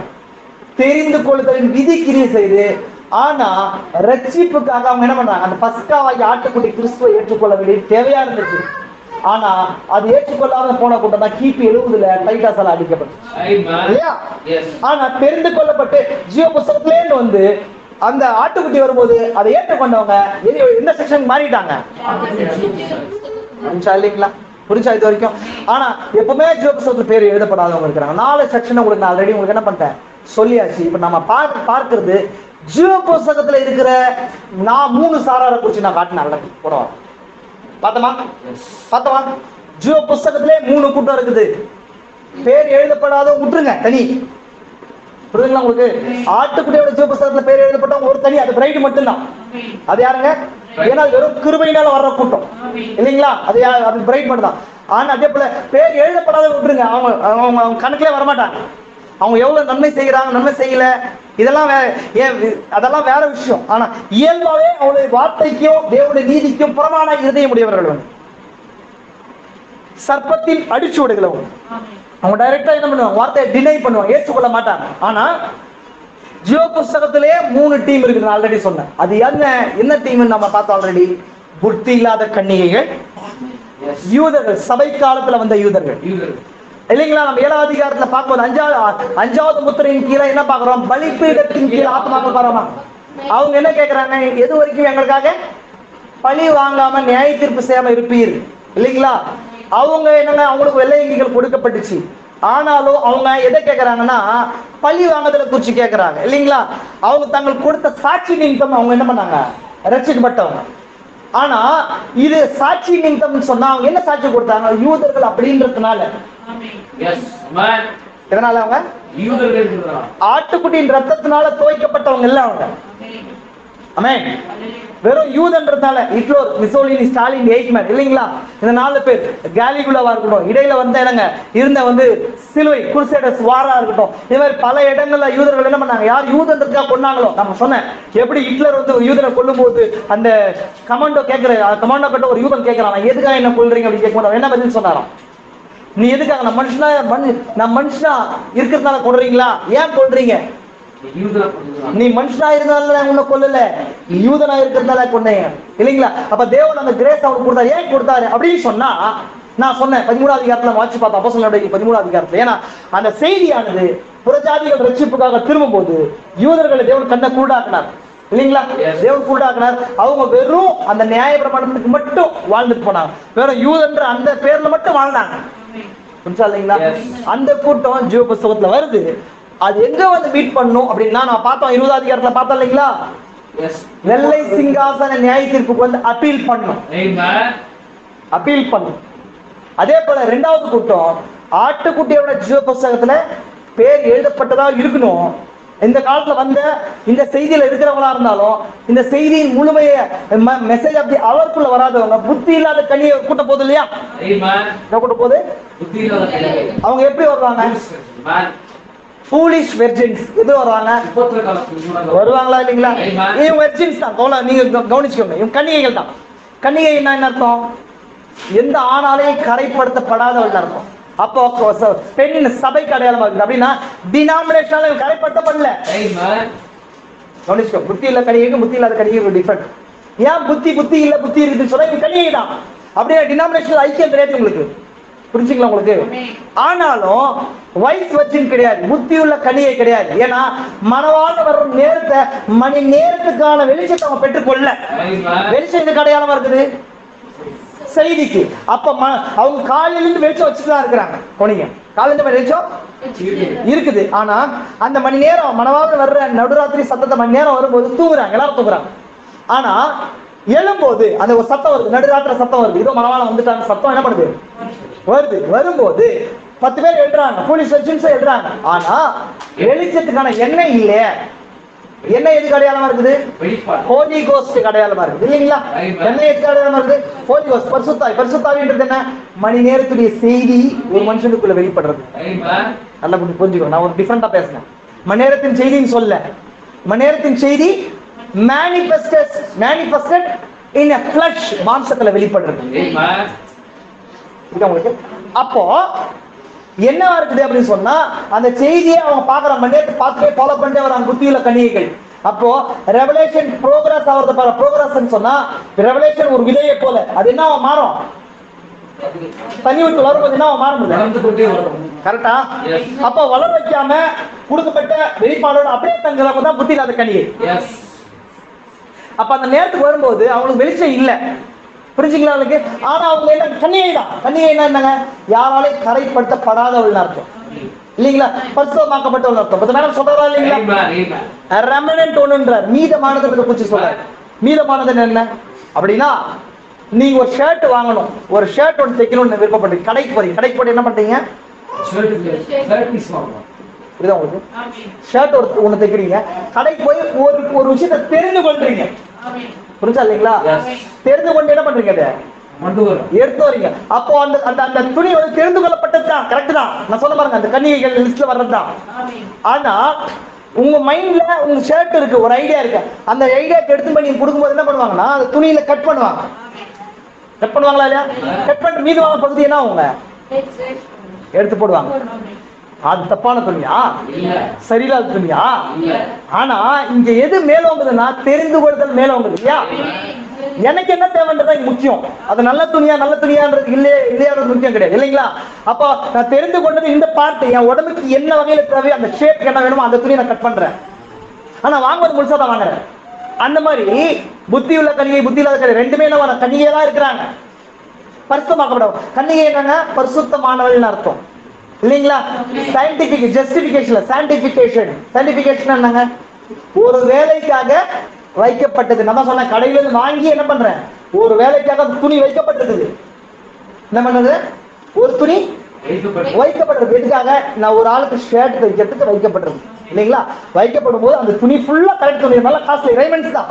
ஆனா ரைமண்ட்ஸ் ஃபுல்லா இருக்குது, ஃபுல் ஷர்ட் இருக்குது, இதுல எல்லாத்தையும் ஷர்ட் தைக்கணும் தப்பா தையல. ஏங்க ஏங்க நீங்க தெரிந்து கொண்டு செலக்ட் பண்ணி கரெக்ட் தான். ஆனா உங்க ஒர்க்குக்கு தேவையானது இது மட்டும் தான். இந்த ஒர்க்குக்கு தேவையானது இதுதான் பிரைடு, புரியுதுங்களா? அப்ப அது மீதமான பகுதி போது பாருங்க, அதான் ரெமனன்ட், மீதமான பகுதி. அது ஃபூலிஷ் வெர்ஜின்ல வரும், புத்தி இல்லாத கன்னிகையில வரும். இப்ப இந்த புத்தி இல்லாத கன்னிகைக்கான வேலை இப்ப இந்த பிரசன்ட்ல புத்தி இல்லாத கன்னிகையோட நீங்க டினாமினேஷன் மைண்ட்ல வச்சுக்க கூடாது. டினாமினேஷன் கிடையாது புத்தி இல்லாத கன்னிகை. யார் தெரியுங்களா? இந்த மணி நேர செய்தியில, இந்த காலத்தின் செய்தியில என்டை மெசேஜ் திருக்கத்தை ஏற்றுக்கொண்டு பக்காவை எல்லாத்தையும் விசுவாசிட்டு கூட்டம், புரியுதா உங்களுக்கு? அந்த கூட்டம் தான். ஆனா புத்தியில ஃபூலிஷ் வெர்ஜினா போவாங்க. ஏன்னா அந்த மணி நேரத்தை பார்த்துட்டே, வருகை நேரத்தை பார்த்துட்டே இருந்து அவங்ககிட்ட என்ன இல்லைங்க, வெளிச்சம் கிடையாது. ஒரு மனவாழ்வுக்காக காத்திருக்கிற கூட்டம் தான் அவங்க. மனவாழ்வுக்காக காத்திருக்கிற ஒரு கூட்டம் தான். அவங்க ஆத்மாவில கரை இல்லாதவங்க தான். கரை, ஆத்மாவில கரை என்னன்னு சொன்னாங்க? ஒரு கன்னிகை கரைன்றது என்னன்னு சொன்னா வேறொரு புருஷனுடைய வித்த சுமக்கிறது அப்படின்னு சொன்னாங்க. ஒரு சபையானது வேறொரு உபதேசத்தை சுமக்காம இருக்கிறது. அப்படி சுமக்காம இருக்கிறவங்க தான் அவங்க எல்லாமே. டோட்டல் 10 பேரும். அந்த 5 பேர் அலர்ட்டா இருக்கிறாங்க, 5 பேர் அலர்ட்டா இல்ல. இப்ப இந்த 5 பேர் தான் ஆட்டுக்குடைய செக்ஷனுக்கு போயிட்டாங்க உள்ள. ஃபர்ஸ்ட் 5 பேர். செகண்ட் 5 பேருக்கு என்ன செய்ய வேண்டியதா இருக்கிறாங்க சொன்னா, அவங்க என்னவா மாட்டாங்க, மனைவி ஆக மாட்டாங்க. அவங்க உபத்திரவ காலத்துக்குள்ள வரணும். அந்த புத்தி இல்லாத கன்னிகை வரணுங்க, உபத்திரவ காலத்துக்குள்ள வந்து ரத்த சாட்சியா மறிக்கணும். புரியுதா உங்களுக்கு? ஏன்னா உபத்திரவ காலத்துல என்ன வரும், ஒரு விஷயத்தை பார்த்தேன் இப்போ. மிருகத்தின் முத்திரை வரும். அப்ப மிருகத்தின் முத்திரை என்ன பண்ணணும்? ஓவர் கம், ஜெயிக்கணும். மிருகத்தின் முத்திரையை ஜெயிக்கணும், இல்லைன்னா என்ன பண்ணணும், நீங்க மறிக்கணும். போது மரணத்தை பரிசா வாங்கணுங்க. இல்லைன்னு சொன்னா என்ன பண்ணுங்க, முத்திரையை தரித்து கொள்ளணும். அப்போ இதுல என்ன வருது சொன்ன, புத்தி இல்லாத கன்னிகை நிரூபிக்கப்படுது. நிரூபிக்கப்பட்டு நான் மறிக்கிறேன் தயாரான உடனே இங்க இப்போ மனவாட்டி ஆக முடியாது, டைரக்டா வெள்ளை சிங்காசன நியாயப்பிரிவு போகணும். போயிட்டு அப்பீல் பண்ணும். ஏங்க நான் வந்து என்ன பண்ணேன், மிருகத்தின் முத்திரைக்காக அடிக்கப்பட்டேன், நான் தரிக்கப்படல, நான் மறிச்சேன் அப்படின்னு சொல்லுவேன். அப்ப சொல்லுவாரு, அப்ப நீ மனைவி ஆக முடியாது, நீ காண்குவியனா மாறலாம். அப்படி கிடையாது, என்னவா வப்பாட்டியா மாறலாம். சரி, தவறா புரிஞ்சுக்காதீங்க, இந்த வார்த்தை தவறா புரிஞ்சுக்காதீங்க. தயவு செஞ்சு இந்த செய்தியில இங்க கேட்கிற நபர்களா இருந்தாலும் இல்ல ஆன்லைன்ல கேட்கிற நபர்களாலும் தவறா புரிஞ்சுக்காதீங்க. கான்குபியன்ஸ் சொன்னா என்ன இருக்கிறாங்க சொன்னா அபிமான ஸ்திரீகள். இந்த வார்த்தையை தப்பா புரிஞ்சுக்காதீங்க. நான் திரும்ப சொல்றேன், இப்படி சொல்லிட்டாருன்னு சொல்லிட்டு கான்குபியன்ஸ் அபிமான ஸ்திரீகளா இருக்கிறாங்க. அபிமான ஸ்திரீகளா இருங்க. எஸ்தர் விஷயத்துல ராஜா என்ன பண்றாரு, கூப்பிடுறாரு. எல்லா கன்னிகையும் கூட்டினாங்க. ஆனா இருதயத்துக்கு பிடிச்சமான எஸ்தர் தான் அவர் தெரிந்து கொண்டார். மற்ற பெண்கள் என்ன இருந்தாங்க, கன்னி மாடத்துல இருந்தாங்க, அபிமான ஸ்திரீகளா இருந்தாங்க. அது மாதிரி அபிமான ஸ்திரீகளா இருக்க வேண்டியவங்க தான் போலீஸ் வச்சுதான் இருக்கிறாங்க. அவங்க மனவாட்டி ஸ்தானம் கிடைக்காது. புரிஞ்சுங்களா? இவங்க ஜீவ புஸ்தகத்திலே வரவங்க தான். இவங்க ஆட்டுக்குட்டிய ஜீவ புஸ்தகத்துக்கு என்ன பண்ணாங்க? டிரான்ஸ்ஃபர் அவ்வளவு. ஏன்னா அவங்க அந்த மணி நேரத்தின் செய்தி, இந்த மணி நேரத்தின் செய்தி தான் ஆட்டுக்குட்டி. புரியுதுங்களா? இந்த மணி நேரத்தின் செய்தியில ஏற்றுக்கொண்டவங்க தான் அந்த புஸ்தகத்துல இருக்கிறவங்க. அந்த புஸ்தகத்துல அந்த நேரத்துல என்ன தவற விட்டவங்க. புரிஞ்சா இல்லைங்களா? நான் எத்தனை செக்ஷன் ரெண்டு எத்தனை டீமை பார்த்தோம்? ஜீவ புஸ்தகத்துல இருக்கிற ரெண்டு டீமை போய் பார்த்தோமா இல்லைங்களா? இப்ப மூணாவது டீம் என்னன்னு சொன்னா நன்மை செய்தவங்க. இயேசு கிறிஸ்து சொல்றாரு, நம்ம பார்த்துக்கிறோம். என்னவங்க? எல்லாருமே மரித்தோர் எல்லாருமே தேவனுடைய சத்தத்தை கேட்கும் காலம் வரும். அது என்ன காலமா இருக்குன்னு சொன்னா வெள்ளை சிங்காசன நியாய தீர்ப்பா இருக்குது. இங்க ஒரு விஷயம் நான் நிறுத்துறேன், பிரேக் போடுறேன். உயிர் தெழுதலை குறிச்சு பேசணும். இங்க ஒரு புது டாக்டரின் வருது, புரிஞ்சுக்கோங்க. இது எல்லாமே என்னோட பர்சனல். இதை டச் பண்ணா இது வரும், இதை டச் பண்ணா இது வரும். அதான் இங்க உபதேச புரியுது. புரிஞ்சா இல்லைங்களா? ஏதோ தான் தோற்றிதமா பேசிட்டு போறது கிடையாது, நீங்க மனவாட்டியும் பேசிட்டு போறது கிடையாது. ஒரு விஷயம் ரட்சிப்புக்கு சம்பந்தப்பட்ட விஷயங்களாவே வரும். இதெல்லாம் கவர் பண்ணாதான் என்ன பண்ண முடியும் நம்மளால. அண்ணே வாங்க, வாங்க, மெசேஜ் கேளுங்க, நீங்க விசுவாசிங்க, அப்படி கிடையாது. ஒரு விஷயமும் நம்ம ஆத்மாவோட கரெக்டா நெருங்கி நெருங்கி நெருங்கி மனவாட்டி இப்படிதான் உருவாகுற. ஆத்மாவோட ஒன்னொன்னு உருவாகுறா. புரிஞ்சா இல்லைங்களா? பாருங்க, அந்த காரியத்தை உங்களுக்கு காட்டுறேன். நான் காட்டுறேன், ஆல்ரெடி காட்டின விஷயம். சீமோனும் சவுலும் கர்த்தரை ஏற்றுக்கொண்டார். அவர்கள் பெயர்கள் மாற்றப்பட்டன. இன்றைக்குள்ள ஒவ்வொரு விசுவாசின் பேரும் மாற்றப்பட்டிருக்கிறது. ஆமென். மாம்சரின் பேருக்கு சொல்ல முன்னாடி முட்லியா இருந்தது, இப்ப போவாஸ் பேசுறமா அது சொல்ல கிடையாது. பேர் மாற்றப்படுதுன்னு சொன்னா பேருக்கு பின்னாடி சுவாபம் இருக்குதா? ஒரு பேர் எதை வெளிப்படுத்துது? இப்ப நம்ம வச்சுக்கிற பேர்ல எதுக்காக வைக்கிறோம்? இல்ல, நல்லா புரிஞ்சுக்கோங்க. நம்ம பூமியில ஒரு பேர், ஒரு குழந்தை வைக்கிறோம்னு சொன்னா அது எதுக்குன்னு சொன்னா காரண பேர் கிடையாது, சுட்டு பேர், கூப்பிடுறதுக்காக வைக்கிற பேர். ஆனா தேவனுக்கு ஒரு பேர் வைக்கிறான்னு சொன்னா தேவனுக்கு யாரும் பேர் சொல்ல முடியாது. ஒருத்தர் பேர் வைக்கணும் என்னவா இருக்கு? நான் உங்களுக்கு பேர் வைக்கணும், உங்களோட பெரியவா இருக்கணும் இல்லையா? இந்த குழந்தை என்னோட சின்னதா இருக்கிறதா பேர் வைக்கிறேன் இல்லைங்களா? அப்ப அந்த பேரை நான் அந்த குழந்தையை அழைக்கிறதுக்காக பேர் சொல்லி அடையாளப்படுத்துறதுக்காக நான் சொல்றேன். ஆனா தேவனுக்கு அநேக ஆயிரம் பேர்கள் இருக்கு. தேவனுக்கு யாரும் பேர் வைக்க முடியாது இல்லைங்களா? தேவனுக்கு இருக்கிற எல்லா பேர்களும் காரண பேர்கள், அவருக்குள்ள ஒரு குணாதிசயத்தை வெளிப்படுத்துற பேர்கள். ஆமென் இல்லைங்களா? யெகோவா நிசினா என்ன அர்த்தங்க? யெகோவா நிசி அப்படின்னு சொன்னா ஒரு சேனைகளை கர்த்தர் இல்லைங்களா? சேனைகள் கர்த்தர், யெகோவா ரஃபா சுகமளிக்கிறவர். அப்ப இதெல்லாம் பேர்கள் அப்படின்னு சொன்னா அவருக்குள்ள இருக்கிற குணாதிசயத்தை வெளிப்படுத்துற பேர்களாவே இருக்கு இல்லைங்களா? எல்ஷடாய் என்ன இருக்கு? சர்வ வல்லமை உள்ளவர். இதெல்லாம் பேர். அது மாதிரி பேர் அப்படிங்கும் போது பேர் பைபிள் சொல்லும் போது நார்மலா சுட்டு பேர் கிடையாது. சுட்டு பேர்னா பேர் சொல்றதுக்கான பேர் கிடையாது, ஒரு சுவாபத்தை உள்ளடக்கிய பேர். அந்த சுவாபம் மாற்றப்படுறோன்றது அர்த்தம் இது. இன்றைக்கு ஒவ்வொரு விசுவாசியின் பேர் மாற்றப்பட்டிருக்கிறது. அப்படின்னா எல்லாரும் பேரும் ஞானஸ்தானம் பண்ணப்படும் போது வேற பேர் மாறுறதை பற்றி தீர்ந்தீங்க சொல்ல. நிறைய பேர் மாற்றப்படாம இருக்கிறாங்க. நான் பேரே மாத்திக்கல. அதான் ஸ்கூல் சொல்ல என்னன்னு சொன்ன பேர் நான் சுவாபத்தை உள்ளடக்குது. புரிஞ்சா இல்லைங்களா? நம்ம எல்லாம் கிறிஸ்தவர்கள். இந்த பேர் நம்ம எல்லோருக்கும் பொதுவா இருக்கிறது. ஆனால் அதான் இங்க சொன்னேன், ஒரு நாள் நம்முடைய பேர் மாற்றப்படும். புது பேர் தேவன் சொல்றாரா? அப்படி கிடையாது. பேர்னா எதை தேவனுக்கு பேருன்றது எதை குறிச்சு இருக்குதுன்னு நான் சொன்னேன் உங்களுக்கு. சுவாபம். தேவன் ஒரு காலத்துல பேரை உடையவரா வராரா இல்லையா? சிமியோன் வரும்போது சரி, சிம்சோன் வரும்போது, மனோவர்கிட்ட வரும்போது, அதே போல கிதியோன் வரும்போது என் பேரை ஏன் கேட்கிறேன்? என் பேர் அது என்ன வருது? அற்புதம் பண்ணாரு. யெகோவா ஷம்மா, யெகோவா ஷாலம், யெகோவா ரஃபா. நம்ம பார்த்தோம் இல்லையா? யெகோவாவோட 7 இணையுள்ள நாமங்கள் மெசேஜ் பார்த்தோமா இல்லைங்களா? ஒரு பேருக்கு பின்னாடி தேவன் ரட்சிப்பு எப்படி வெளிப்படுத்தலாம்னு சொல்றோம் பார்த்தோமா இல்லைங்களா? ஒரு பேருக்கு பின்னாடி ஒரு ரட்சிப்பு இருக்குது. தேவன் ரட்சிப்பை வெளிப்படுத்தும் போது அந்த பேர் அவருக்கு ஆக்ட் ஆகும். தேவன் சிருஷ்டிக்கிற பேர் எப்போ வந்துச்சு? சிருஷ்டிக்கும் போது அந்த பேர் வந்துச்சு இல்லைங்களா? பிதான்றது எப்போ வந்துச்சு? நம்ம அவர் அப்பான்னு சொல்லி கூப்பிடும் போது வந்துச்சு இல்லைங்களா? இதெல்லாம் அவருடைய பேர். அந்த பேர் அவருடைய காரணத்துக்காக வெளிப்படுச்சு. அந்த மாதிரி நமக்கு பேர் மாற்றப்படும் போது நம்ம சுவாபம் மாறுறதுதான் அந்த பேர் வருது. அவன் ஏங்க நீங்க கவனிங்க. ஆனா ஒரு நாள் நம்முடைய பேர் மாற்றப்படும். அப்பொழுது இங்க பாருங்க, நாம் ஒரு புதிய நாமத்தை பெறுவோம். புதிய நாமம், நியூ நேம். நியூ நேம் எங்க இருக்குது நம்ம பார்த்தோம். எங்க இருக்குதுன்னு பார்த்தோம். 7 இடிகள் இருக்குன்னு பார்த்தோமா இல்லைங்களா? ஏன் அப்படி பாக்குறீங்க? எவ்வளவு ரகசியமா பார்த்தோம். 7 இடிகள் தான் நமக்கு எடுத்துக்கொள்ளப்பட்ட விசுவாசத்தை கொடுக்கும். அதெல்லாம் எடுத்துக்கொள்ளப்பட போறோம் நம்ம. சும்மா அதுவோ இதுவோ இதுவெல்லாம் கிடையாது. அதெல்லாம் எடுத்துக்கொள்ளப்பட்ட விசுவாசம் இருக்குது. அதுல 7 சீல்ஸ் மிஸ்ட்ரி மேகத்துல இருக்குது. அதெல்லாம் என்னுடைய புதிய நாமம் இருக்குது. அப்படின்னா என் சுவாபம் அதுக்குள்ள இருக்குது. கவனிங்க. ஒருவேளை இந்த உலகத்திற்கு முன்பே ஆட்டுக்குள்ளுடைய ஜீவ புஸ்தகத்தில் எழுதப்பட்ட நம்முடைய பேரா இருக்கலாம். ஆல்ரெடி தான் சொன்னேன். என்ன சொன்னேன்? தேவன் போவாஸ் எபினேசர் பேரை எழுதல. நான் சொன்னா இப்ப புரிஞ்சா உங்களுக்கு? என்ன சொல்லவா? ஆல்ரெடி நான் ஒரு விஷயம் சொன்னேன் உங்களுக்கு. ஜீவ புஸ்தகத்துல பேர் எப்படி இருக்குன்னு சொன்னா பேர்கள் மட்டும் தான் இருக்கும். ஆனா இப்ப பூமியில இருக்கிற தானியலோ, பவுலோ, ரூத்தோ, இல்ல ஷாரன் ரோஸ் இந்த மாதிரி பேர்கள் அப்படி இருக்காது அப்படின்னு சொன்னேன். நம்ம ஒரு புதிய நாமம் கொடுக்கப்படும், அந்த பேர் தான் அது இருக்கும்னு ஆல்ரெடி சொன்னா. அதுதான் தீர்க்கதரிசி சொல்றாரு. நமக்கு கொடுக்கப்படும் புதிய நாமம் தான் அதுக்குள்ள இருக்குது. அப்ப நாம எதை வெளிப்படுத்துறோம்? சாபத்தை வெளிப்படுத்துது. நமக்கு நாம என்ன இருக்கிறோம்? தீர்க்கதரிசி சொல்றாரு. யார் இந்த மெல்கிசேதேக் செய்தியில தீர்க்கதரிசி என்ன சொல்றாரு? நாம் எப்படியா இருக்கிறோம்? தேவனுடைய சாபம். கரெக்டா?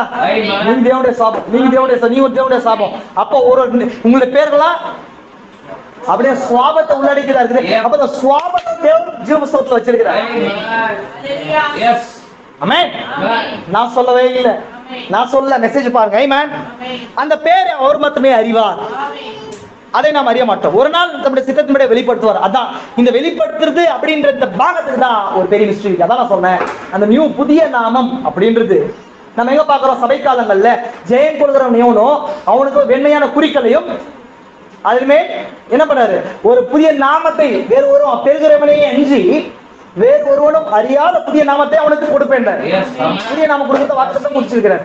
அப்போ அந்த நாமத்தை குறித்து தீர்க்கதரிசி சொல்லும் போது எங்க வெளிப்படுதா சொல்ற? 7 இடிகள்ல வெளிப்படுதா சொல்ற. 7 இடிகள் எங்க இருக்குது? 7 முத்திரை. 7 முத்திரை தான் அந்த மேகத்தை உண்டு பண்ணுச்சு இல்லைங்களா? இல்லைங்களா? அது கிறிஸ்து தாமே இல்லையா? அதுலதான் என்னுடைய உன்னுடைய நாமம் இருக்கு. இல்லைங்களா? அந்த நாமத்தை குறிச்சு நான் உங்களுக்கு இன்சென்ஸா கொடுத்தேன் உங்களுக்கு. இப்ப மேல நான் ஏற்கனவே காட்டின அந்த லேம்ப் செக்ஷனை குறிச்சு நான் காட்டுறேன் உங்களுக்கு. பாருங்க, கவனிங்க, நல்லா கவனிங்க. ஆமென்.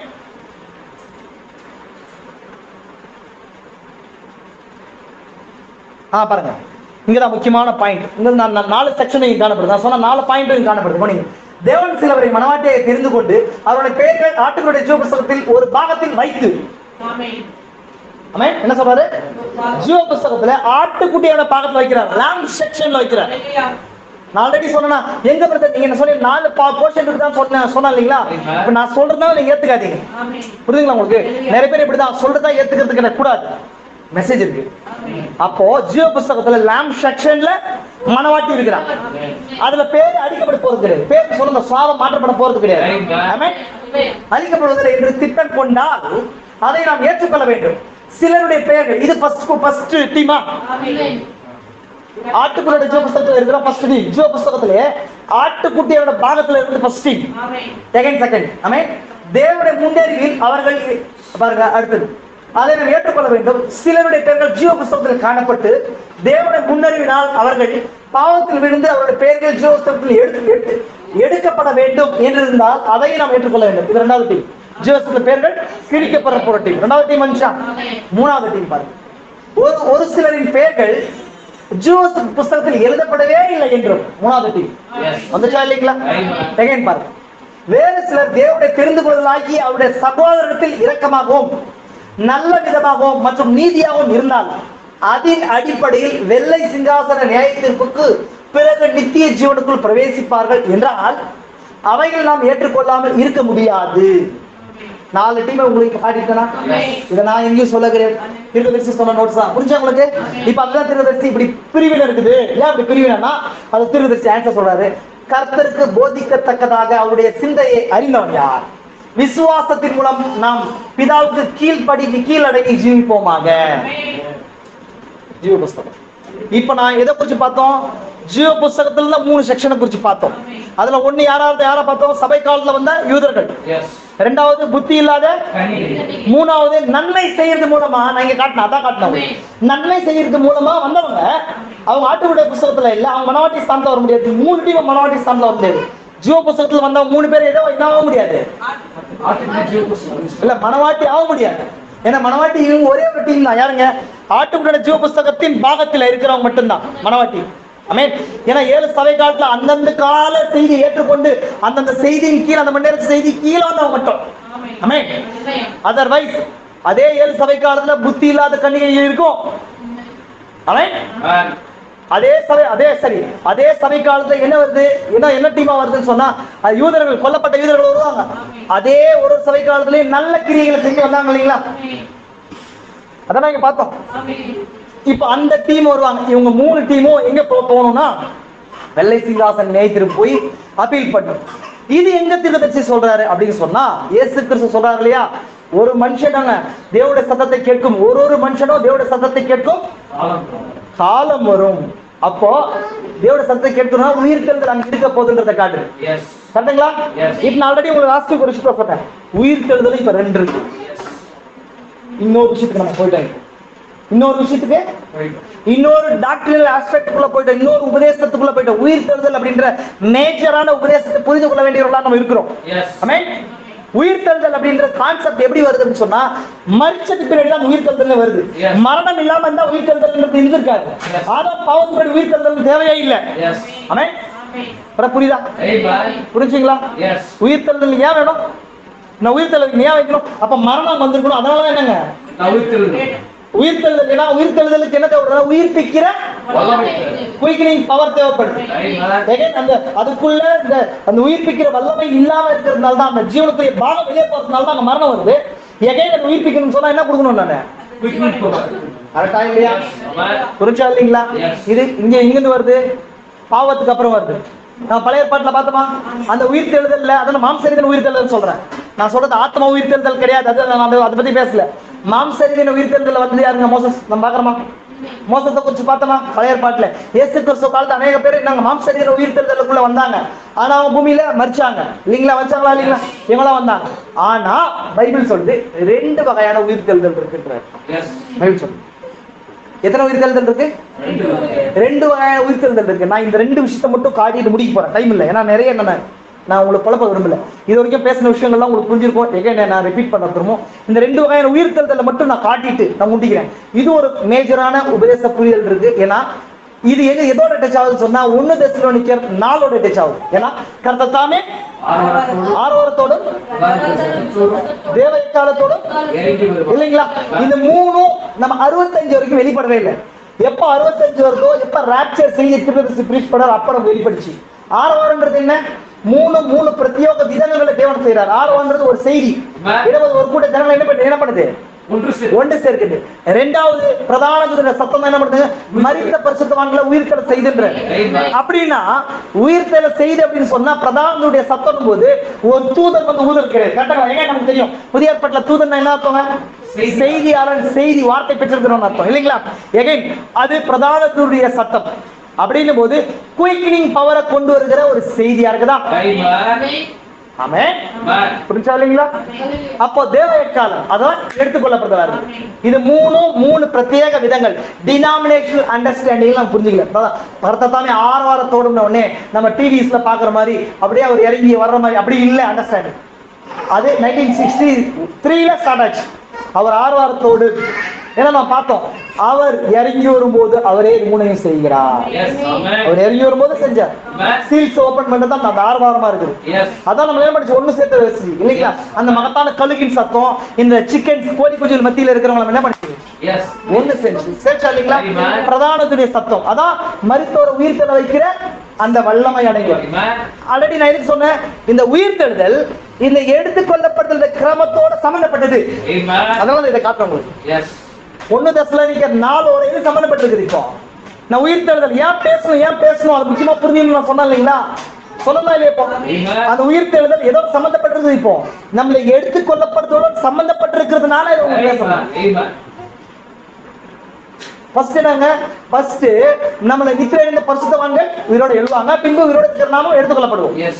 அப்போ மரித்த நித்திரையடைந்த பரிசு கிறிஸ்துவுக்குள் மரித்தவர்கள் முதலாவது அப்படின்னா அங்க எழ வைக்கிறது ஒரு உயிர்த்தெழுதல் இல்லையா? இப்ப அந்த இடத்துல என்ன சொல்லுது அப்படின்னு சொன்னா, கிறிஸ்துவுக்குள் மரித்தவர்கள் மட்டும் எழுதுறதா வசனம் சொல்லுது. ஆனா இயேசு கிறிஸ்து சொல்றது சொன்னது மரித்த எல்லாருமே மனுஷகுமாரோட சத்தத்தை கேட்கும் காலம் வரும்ன்றார். அப்போ பவுல் பேசுறதுக்கும் ஜீசஸ் பேசுறதுக்கும் என்னவா இருக்குதுங்க? இப்போ முரணா இருக்கிற மாதிரி இருக்கு. புரிஞ்சா இல்லைங்களா? நல்லா கவனிக்கிறீங்களா? இப்ப எகைன் நான் உங்களுக்கு காட்டினேன் 20வது அதிகாரம் 12வது வசனம் வாசிச்சோம். என்னங்க? எல்லாரும் மரித்தோரும் சிறியோரும் பெரியோரும் தேவனுக்கு முன்பாக நிற்க கண்டேன். எல்லாரும் நிற்கிறாங்க. இப்ப இன்னொரு விஷயம் நான் எது காட்டுறேன்னா, வேத வாக்கியங்களுடைய முரண்களை உங்களுக்கு காட்டும் போது தான் உங்களுக்கு உபதேசங்களை புரிஞ்சு கொள்றதுக்கு இன்னும் கரெக்டா இருக்கும். ஒரே லைன்ல போறதுனால கிடையாது. புரிஞ்சுங்களா உங்களுக்கு? இப்போ ஒரே தேவனை எடுத்து காட்டுறதுனால நீங்க ஒரே தேவனை குறிச்சு வெளிப்பாடு முழுமையா புரிஞ்சுக்க முடியாது. திருத்துவத்தை பத்தி சொல்ற அந்த திருத்துவத்தமா புரிஞ்சுக்கிற அந்த வசனத்தை எடுத்து அதுல இருந்து சரியான விளக்கத்தை கொடுக்கும் போதுதான் ஒன்காடை குறிச்சு சரியான ஒரு பிரேம் உங்களுக்கு புரியும். இல்லைங்களா? இப்ப ஒன்காடுன்னு சொல்லும் போது புரியல இல்லைங்களா? உங்களுக்கு யோர்தான் நதியில இயேசு ஞானஸ்நானம் பண்ணப்படுற அந்த காரியத்தை ஒன்காடுல உங்களுக்கு எக்ஸ்பிளைன் பண்ணும்போது ஒன்காடை குறிச்சு ஃப்ரீயா புரிஞ்சு. ஜீசஸ் ஏன் ஜெபம் பண்ணாருன்னு போது அந்த காரியத்தை சொல்லும் போது உங்களுக்கு என்ன புரிஞ்சு? ஒன்காட குறிச்சு புரிஞ்சா இல்லைங்களா? இந்த மாதிரி பவுல் பிலிப்பியர்ல ஒரு விஷயம் சொல்றாரு. என்ன சொல்றாரு? நான் எப்படி ஆனாலும் நான் வாச்சிருக்கேன் எப்படி ஆனாலும் அந்த மரித்தோரில் இருந்து உயிர் பெறுதலுக்கு பங்குள்ளவனா இருக்கிறதுக்கு நான் பிரயாசப்படுறேன். நான் வசனத்தை நான் அதிகமா வாசிக்கல, ஏன்னா டைம் இல்ல. நான் சின்ன ஒரு லைன் மட்டும் காட்டுறேன் பாருங்க. பாருங்க, பிலிப்பியர் 3:11. எப்படியாயினும் மரித்தோரின் உயிர்த்தெழுதலுக்கு தகுதியாயிருக்கும்படிக்கு மிக தெளிவாக பவுல் கூறுகிறார். இப்பொழுது இந்த கூற்று மிகவும் வினோதமாக உள்ளது. நாம் விரும்புகிறோமோ இல்லையோ நாம் எல்லோரும் உயிர்த்தெழுதலில் இருக்க போகிறோம் என்பதை நாம் அறிவோம். ஏன்னா நீ உயிர்த்தெழுதமோ இல்ல உயிர்த்தெழுதலும் நினைக்கிறியோ இல்ல நினைக்கிற மரிச்ச பின்னாடி, ஆனா எல்லாருமே என்ன ஆயிடுவோம்? உயிர்த்தெழுவோம். ஏன்னா வெளிப்படுத்தல் 20:12 சொல்லுது, மரித்தோராகிய சிறியோர் பெரியோர் எல்லாரும் எழுன்ற இல்லைங்களா? இப்படி பவுல் என்ன சொல்றாரு? எப்படி ஆனாலும் நான் உயிர்த்தெழுதல்ல வரணும் அப்படின்னு சொல்றாருன்னா அந்த பவுல் சொல்ற உயிர்த்தெழுதல் கஷ்டமான உயிர்த்தெழுதலா? அப்போ எல்லாருமே என்னோட சத்தத்தை கேட்பார்கள், அது உயிர்த்தெழுதல்ல வர்றாங்க அப்படின்னு சொல்லும் போது பவுல் ஏன் இதை கஷ்டப்படுத்தி பேசுறாரு? அதான் திருவச்சிங்க சொல்றேன். அப்ப பவுல் சொல்ற அந்த உயிர்த்தெழுதல்ல பங்குள்ளவன் ஆவறதுக்கு கஷ்டப்படணும். பவுல் சொல்ற உயிர்த்தெழுதலும் இங்க சொல்ற உயிர்த்தெழுதலும் ஒண்ணு கிடையாது, வேற. புரிஞ்சா உங்களுக்கு? ஏன்னா அந்த உயிர்த்தெழுதல் கஷ்டப்பட வேண்டிய அவசியமே இல்லை. நம்ம விரும்புறோமா இல்லையா எழுந்து நின்று நீ ஜட்ஜ்மெண்ட் முன்னாடி வரணும். ஆனா பவுல் சொல்ற உயிர்த்தெழுதலா இருக்கட்டும், 1 தெசலோனிக்கர் 4 கிறிஸ்துவுக்கு மரித்தவர்கள் உயிரோடு எழுறாங்கன்ற உயிர்த்தெழுதலா இருக்கட்டும், அது வேற. 2 உயிர்த்தெழுதல் இருக்கு. ஆமென். புரிஞ்சா இல்லைங்களா? 2 இருக்கா? நான் வேற விஷயம் புரிஞ்சா எகைன் நான் திரும்ப சொல்லணுமா அந்த காரியத்தை? எகைன் திரும்ப நான் சொல்லட்டுமா? புரிஞ்சா உங்களுக்கு? ஆமென். கவனிங்க, நாம் விரும்புகிறோமோ இல்லையோ நம்ம எழுணும், எல்லாரும் உயிர்த்தெழுவாங்க இயேசு கிறிஸ்து சொன்ன மாதிரி. ஆனா பவுல் இத கஷ்டமா சொல்றாரு. அப்போ 2 இருக்குது. ஏன்னா இதெல்லாம் வெளிப்படுத்தல பாக்குறோம். முதலாவது உயிர்த்தெழுதலில் பங்குள்ளவன் அப்போ முதலாவது உயிர்த்தெழுதல் ஒண்ணு இருக்கு, 2வது உயிர்த்தெழுதல் இருக்கு. அப்ப அந்த உயிர்த்தெழுதல்ன்றது நம்பர்ஸ் குறிச்சு சொல்றது இல்லை. எங்கே நான் திரும்ப சொல்றேன், நிறைய பேர் இந்த நம்பர்ஸ் புரிஞ்சுக்கிறாங்க. எப்படி புரிஞ்சுக்கிறாங்க? நம்பர்ஸ் அது கேட்டகரி, இது நம்பர்ஸ் அல்ல. நம்பர்ஸ் சொன்னாங்க ஃபர்ஸ்ட் டைம் நடந்துச்சு, இது செகண்ட் டைம் நடந்துச்சு, இது 3ஆம் டைம் நடந்துச்சு, அப்படி அந்த நம்பர்ஸ் கிடையாது. 2 கேட்டகரியான உயிர்த்தெழுதல். ஏன்னா ஒரு விஷயம் புரிஞ்சுக்கோங்க, இந்த முதலாவது உயிர்த்தெழுதல் அப்படின்னு சொன்னா எதை முதலாவது உயிர்த்தெழுதல் சொல்றது? இயேசு கிறிஸ்து காலத்துல உயிரோட எழும்போது ஒரு டீம் உயிர்த்தெழுதாங்க, அதை முதல் உயிர்த்தெழுதல் சொல்றதா? இல்ல இந்த சபைக்காலம் நம்ம எடுத்துக்கொள்ளப்படும் போது 6 சபைக்காலம் மாட்டி என்ன பண்ண போறாங்க? அதான் முதலாம் உயிர்த்தெழுதல் சொல்றதா? இல்ல மோசஸ் எழுந்தார் அதை உயிர்த்தெழுதல் சொல்றதா? இல்லைங்களா? அப்புறம் எல்லாரும் 1000 சாட்சிக்கு அப்புறம் எல்லாரும் மரிச்சிட்டு வெள்ள சிங்காசன நியாயத்தீர்ப்புல எழுறாங்க இல்லையா, அது உயிர்த்தெழுதல். அப்போ இது நம்பர்ஸ் புரியுதா? 1 2 3 அப்படி கிடையாது, 2 கேட்டகரி. முதலாம் உயிர்த்தெழுதல்ன்றது ரட்சிப்புக்கு, அந்த கால சத்தியத்தை ஏற்றுக்கொண்ட ரட்சிப்புக்குள்ள வந்தாங்க இல்லைங்களா, அவங்க எல்லாம் வர்ற அந்த முதல் உயிர், அதுதான் அந்த முதல். இந்த கேட்டகரி ஃபர்ஸ்ட் உயிர்த்தெழுதல்ன்றது நம்பர்ஸ் கிடையாது, செகண்ட் உயிர்த்தெழுதல்ன்றது நம்பர்ஸ் கிடையாது. இது ஒரு கேட்டகரி உயிர்த்தெழுதல், இது ஒரு கேட்டகரி உயிர்த்தெழுதல், 2 விஷயம் இல்லைங்களா? சபைக்காலம் முடிகிற வரைக்கும் இன்னும் ஈவனா உங்களுக்கு கரெக்டா சொல்லணும்னு சொன்னா 1,44,000 பேரும் 1000 சாட்சியில வருவாங்க. 1,44,000 பேர் எங்க இருக்கிறாங்க? அவங்க எப்படின்னா 1,00,000 இந்த உபத்திரவ காலத்துல புத்தி இல்லாத கன்னிகைகள் மரிக்கப்படுறாங்களா, அவங்க எங்க வர்றதா சொன்னேன் நான், வெள்ளை சிங்காசன நியாயத்துக்கு 1000 சாட்சி வெள்ளை சிங்காசன நியாயத்துக்கு வரணும்னு சொல்லி பார்த்தோம். அதே போல மற்ற நபர்கள்லாம் மரிக்கிறவங்க, ஜீவ புஸ்தகத்துல பேர் எழுதப்பட்டவங்க மரிக்கிறவங்க வெள்ளை சிங்காசன நியாயத்துக்குள்ள வரணும்னு சொன்னேன்.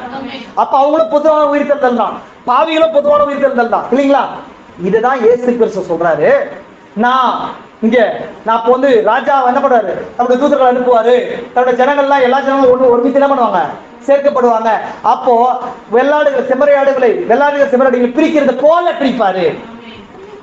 பிரிச்சு தனக்கு இடது பக்கத்துல இருக்கிற வலது பக்கத்துல பார்த்து என் பிதாவினால் ஆசீர்வதிக்கப்பட்டவர்களே எல்லாரும் பிதாவில் ஏற்படுத்தப்பட்ட பாகத்தை நீங்க வாங்கன்னு கூப்பிடுவாரு இல்லைங்களா? அப்போ இங்க என்ன நடக்குதுன்னு சொன்னா ஒரு பொதுவா உயிர்த்தெழுதல் நடக்குது.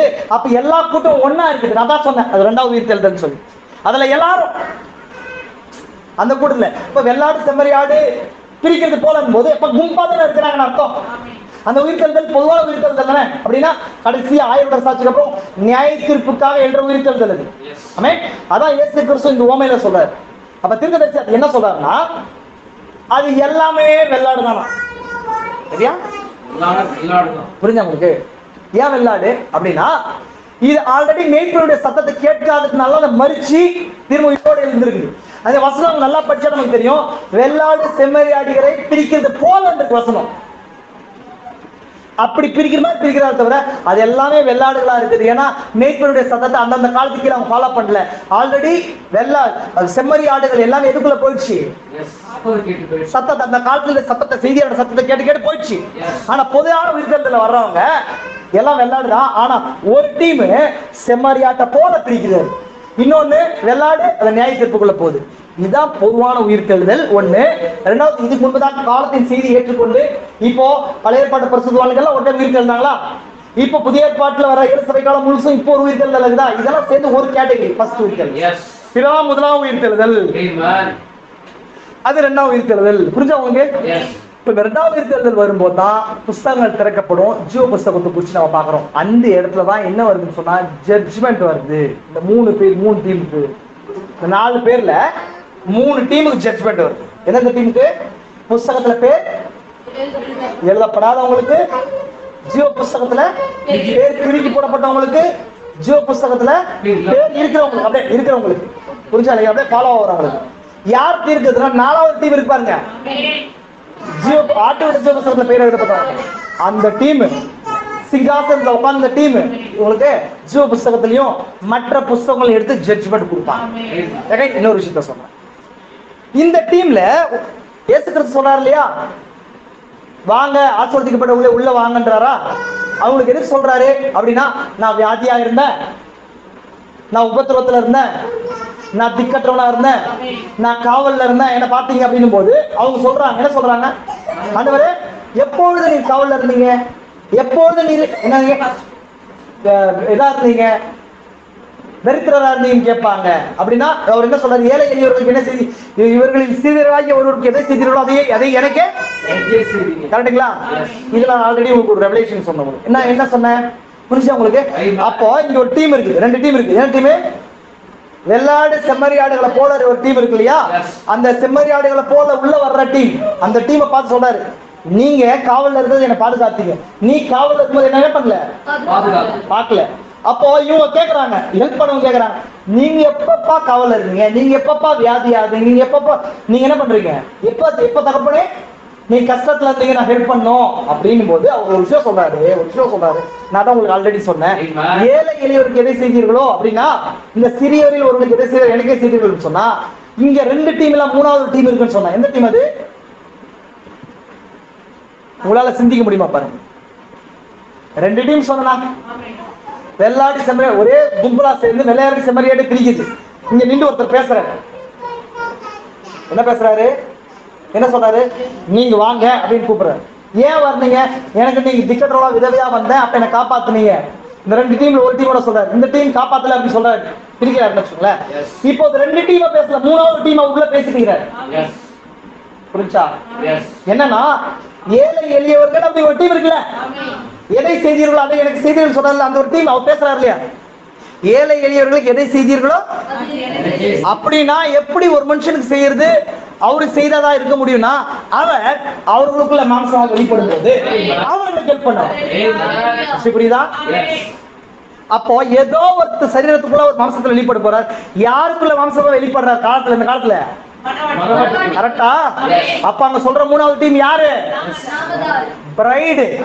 இப்ப பிரைடுக்கு ஹெல்ப் பண்ண, அதனால இங்க தீர்க்கதரிசி ஒரு நோட் சொன்னார், தேவனுடைய பிள்ளைகளுக்கு உதவி செய்கிறவர்கள் யாருன்னா ஒரு காலத்துல வரமாட்டிக்கு. அப்ப அவங்களுக்குள்ள தேவன் ஒரு அந்தந்த காலத்துல என்ன ஆக போறாரு, மாம்சத்துல வெளிப்படும் போது அவர் மாம்சம் ஆகும் போது அந்த டீம் ஹெல்ப் பண்ணும் போது அந்த டீம் உள்ள வருது. புரிஞ்சுங்களா உங்களுக்கு? அப்போ இவங்களுக்கு ஒரு கேட்டகரிஸ் பண்ணி என்ன பண்ணாருங்க, ஜீவ புஸ்தகத்தை பிரிக்கப்படுது. ஜட்ஜ்மெண்ட் வரப்போகுது. நான் இதோட கூட நிறுத்துறேன். நிறைய கன்ஃபியூஷன் வேணா, சின்ன ஒரு ரீகால் மட்டும் உங்களுக்கு நான் காட்டுறேன். புரிஞ்சுங்களா உங்களுக்கு? சின்ன ரீகால் பார்க்கலாமா? என்ன குறிச்சு நம்ம பார்த்தோம்? ஜீவ புஸ்தகம்ன்றது என்ன பார்த்தோம்? புஸ்தகம் என்னன்னு பார்த்தோம் இல்லைங்களா? அப்போ அந்த ஜீவ புஸ்தகம்ன்றது மைண்ட் ஆஃப் தேவனுடைய சிந்தையில ரகசியமா இருக்கிற பாகம். ஜீவ புஸ்தகம் இல்லாம அநேக புஸ்தகங்கள் இருக்கிறதா பார்த்தோம். புரிஞ்சா இல்லைங்களா? ஒண்ணு பேர்கள் அடங்கிய புஸ்தகம், அப்புறம் கிரிகள் அடங்கிய புஸ்தகம், அப்புறம் பாவத்தை அடங்கிய புஸ்தகம் கூட இருக்கு. உங்களுக்கு ஏன்னா கிரியைகள் படி நியாயத்திற்கு அடைந்தார்கள் போது பாவிகளை கூச்சி கூடும் புஸ்தகம். நான் நோட்ஸ் வாசிக்கல, திருப்பி சொல்றேன், அதே பாயிண்ட்ல சொல்றேன் இல்லைங்களா? அப்போ இந்த டீம் ஜீவ புஸ்தகத்தை பற்றி நம்ம பார்க்கணும்னு சொன்னா எது முக்கியமா, அது ரெண்டு மேஜரான டாக்டரின்ஸ்க்கு என்ன பண்ணுங்க, டச் பண்ணுது. ஒண்ணு மிருகத்தின் முத்திரை, இன்னொன்னு தெரிந்து கொள்ள முன்குறிக்கப்படுதல். ஆமே, முன்குறிக்கப்படுதலை குறித்து சரியான உபதேசத்தை புரிஞ்சாதான் எதை புரிஞ்ச முடியும், ஜீவ புஸ்தகத்தை புரிஞ்ச முடியும். ஜீவ புஸ்தகத்தை நீங்க புரிஞ்சு கொண்டாதான் எதுக்குள்ள போக முடியாம, எதுக்குள்ள தற்காத்துக் கொள்ள முடியும், மிருகத்தின் முத்திரை இல்லைங்களா? ஏன்னா மிருகத்தின் முத்திரை குறிச்சு இந்த சீரியல் பிரீச் பண்ணாரு. ஏன் பிரீச் பண்ணார்? ஏன்னா அவர் தான் மிருகத்தின் முத்திரை குறிச்சு எச்சரிக்கை கொடுக்குறாரு. அதனாலதான் சர்ப்பத்தின் முத்திரை குறிச்சு அவர் என்ன பண்ணார், பிரீச் பண்ணார் இல்லைங்களா? அப்ப ஜீவ புஸ்தகம்ன்றது அது இல்ல செக்ஷன் இருக்குது. ஆட்டுடைய ஜீவ புஸ்தகம், ஜீவ புஸ்தகம் இருக்குது இல்லைங்களா? அப்ப அதுல 4 டீமா பார்த்தோம். ஒண்ணு ஜீவ புஸ்தகத்துல இந்த பேர் கிறுக்கி போடப்பட்டுவாங்க. 2 ஜீவ புஸ்தகத்துல பேர் கண்டினியூ ஆகுறாங்க. 3 ஜீவ புஸ்தகத்துல பேர் எழுதப்படாதவங்க. 4 ஜீவ புஸ்தகத்துல ஆட்டுடைய ஜீவ புஸ்தகத்துல பேர் டிரான்ஸ்பர் பண்ணப்பட்டவங்க இல்லைங்களா? அப்ப இது எங்க வழி நடக்குதுன்னு சொன்னா வெள்ளை சிங்காசன நியாயத்திற்கு அங்க ஒரு உயிர்த்தெழுதல் இருக்க போகுது. சபை காலத்தின் முடிவில் ஒரு உயிர்த்தெழுதல் இருக்க போகுது. அப்படின்னா நன்மையான காலத்தின் செய்தி ஏற்றுக்கொண்டவங்க எல்லாம் வர உயிர்த்தெழுதல், அது முதல் உயிர்த்தெழுதலா கன்சிடர் பண்ணப்படுது.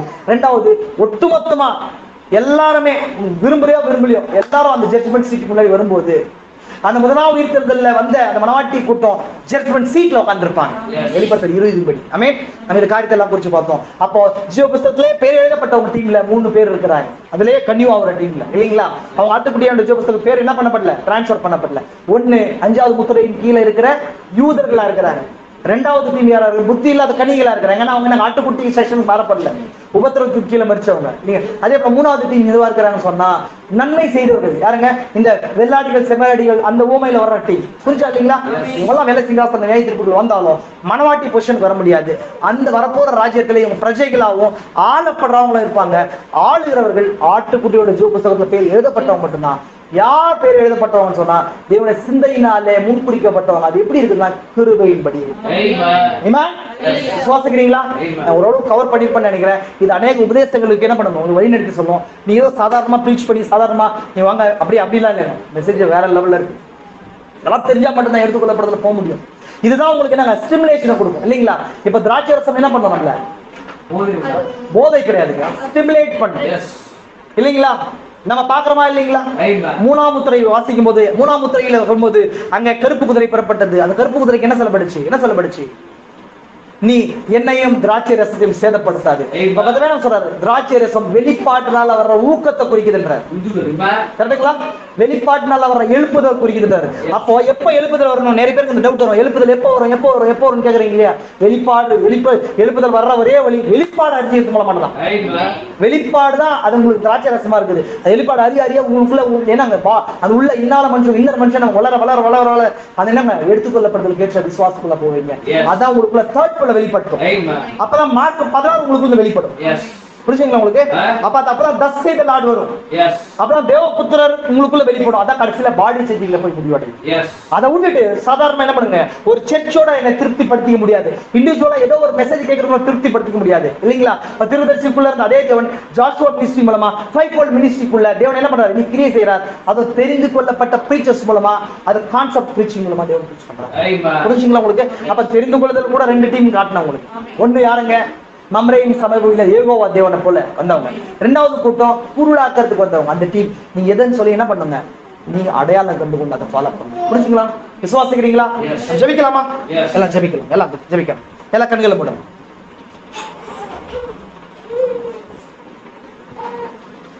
ஒரு கோரஸ் சொன்னப்பாங்க,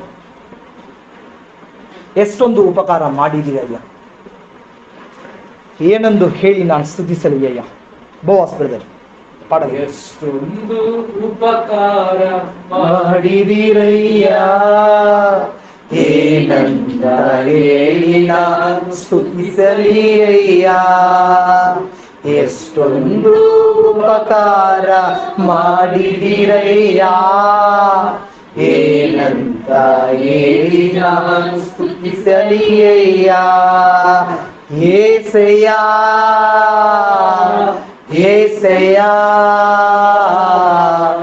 ನಿನ್ನ ಕೃಪೆಗೆ ನಾನು ಪಾತ್ರನಯ್ಯ. ಏಸಯ್ಯ ಏಸಯ್ಯ, ನಿನ್ನ ಕೃಪೆಗೆ ನಾನು பாத்திரனையா. கிருபை நிறைந்த எங்கள் பரலோக பிதாவே, இந்த ஆசீர்வதிக்கப்பட்ட இந்த சாயங்கால நேரத்திலும் நீர் இந்த நேரத்துல பேசினீர் என்ற விசுவாசத்தோடும் அந்த மனமகிழ்ச்சியோடு நாங்கள் கடந்து செல்கிறோம் ராஜா. இதனால நீர் எங்களோடு கூட பேசினீர், அந்த ரகசியத்தை வெளிப்படுத்தினீர். அதை நாங்கள் எங்களுக்குள்ளாய் வைத்து எங்கள் ஆத்மா உயிர் அடைய ராஜா. இன்னும் அந்த மறுரூபப்படுத்தலை கேட்ட அந்த வல்லமை எங்களை பெற்றுக்கொள்ள ராஜா கிருபையிங்க. அந்த மனவாட்டி சிறிய கூட்டமாக இருப்பால் எனக்கு காண்கிறோம் ராஜா. எல்லாமே அந்த மிருகத்தின் முத்திரை நூடாக இருக்கும்போது அந்த ரகசியத்தை இந்த நாளில் எங்களை வெளிப்படுத்தின கிருபைகளுக்காய் கொடு நன்றி. அந்த ஜீவ புஸ்தகத்தின் பாகத்துக்காய் கொடு நன்றி. எங்கள் பாகத்தை நாங்கள் இந்த நாளில் கண்டோம். முதல் வரிகளை நீர் எவ்விதமா இந்த புஸ்தகத்தை எடுத்து வாசித்து உங்களுடைய பாகத்தை கண்டு நீர் மூடி நீரும். அதே போல ராஜா இந்த நாளிலே அந்த ஆட்டுக்குட்டியோட ஜீவ புஸ்தகம் என்கிற எங்களுடைய பாகத்தையும் எங்களுடைய சுவாபத்தின் பெயர்களை கூட நாங்கள் கண்டோம். அதற்காக கூட நன்றி.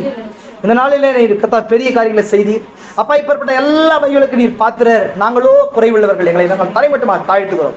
இந்த செய்தியின் மூலமாக இன்னும் ஒரு அடி கூட நெருங்கிற உதவி செய்த கிருபைக்காக நன்றி. இந்த செய்தியை கேட்கிற ஒவ்வொரு நபரையும் கூட ஆசீர்வதிங்க. இது சரியான வகையில ஒரு புரிய கத்தாய் பரிசுத்த ஆவியானவர் தான் உதவி செய்யுங்க. அதே போல வியாதியோடு வேதனையோடு கண்ணியோடு வந்திருக்கிற பிள்ளைகளையும் அப்ப இந்த செய்தி கேட்கிற ஒவ்வொரு நபரையும் ஆசீர்வதிங்க. இந்த பகுதிக்கு இருக்கிற வித்துக்களை கொண்டு வந்து சேர்த்தருங்க ராஜா. பலப்படுத்துங்க, பெரிய காரியங்கள் செய்யுங்க, ஆசீர்வதிங்க அப்ப. இந்த ஆராதனையில வந்து எல்லா மகிமையும் துதிகளையும் கணங்களையும் உங்களுக்கே செலுத்துகிறோம் ராஜா. எங்களை நாங்கள் தரைவெட்டமாக தாழ்த்துகிறோம். எங்களுடைய ஸ்தலங்களுக்கு நாங்கள் பிரிந்து செல்கிறோம். பிரியாத நேசர் நீர் எங்களோடு கூட இருந்து இப்படி வார்த்தையினால எங்களை இணையுங்க ராஜா. பலப்படுத்துங்க. மீண்டும் நாங்கள் சந்திக்கும் போது இப்படிய பிரசனத்தையும் மகிமையை பிரஸ்தாபப்படுத்த கிருபைங்க. இயேசு கிறிஸ்துவின் பரிசுத்த நாமத்திலே ஆமென்.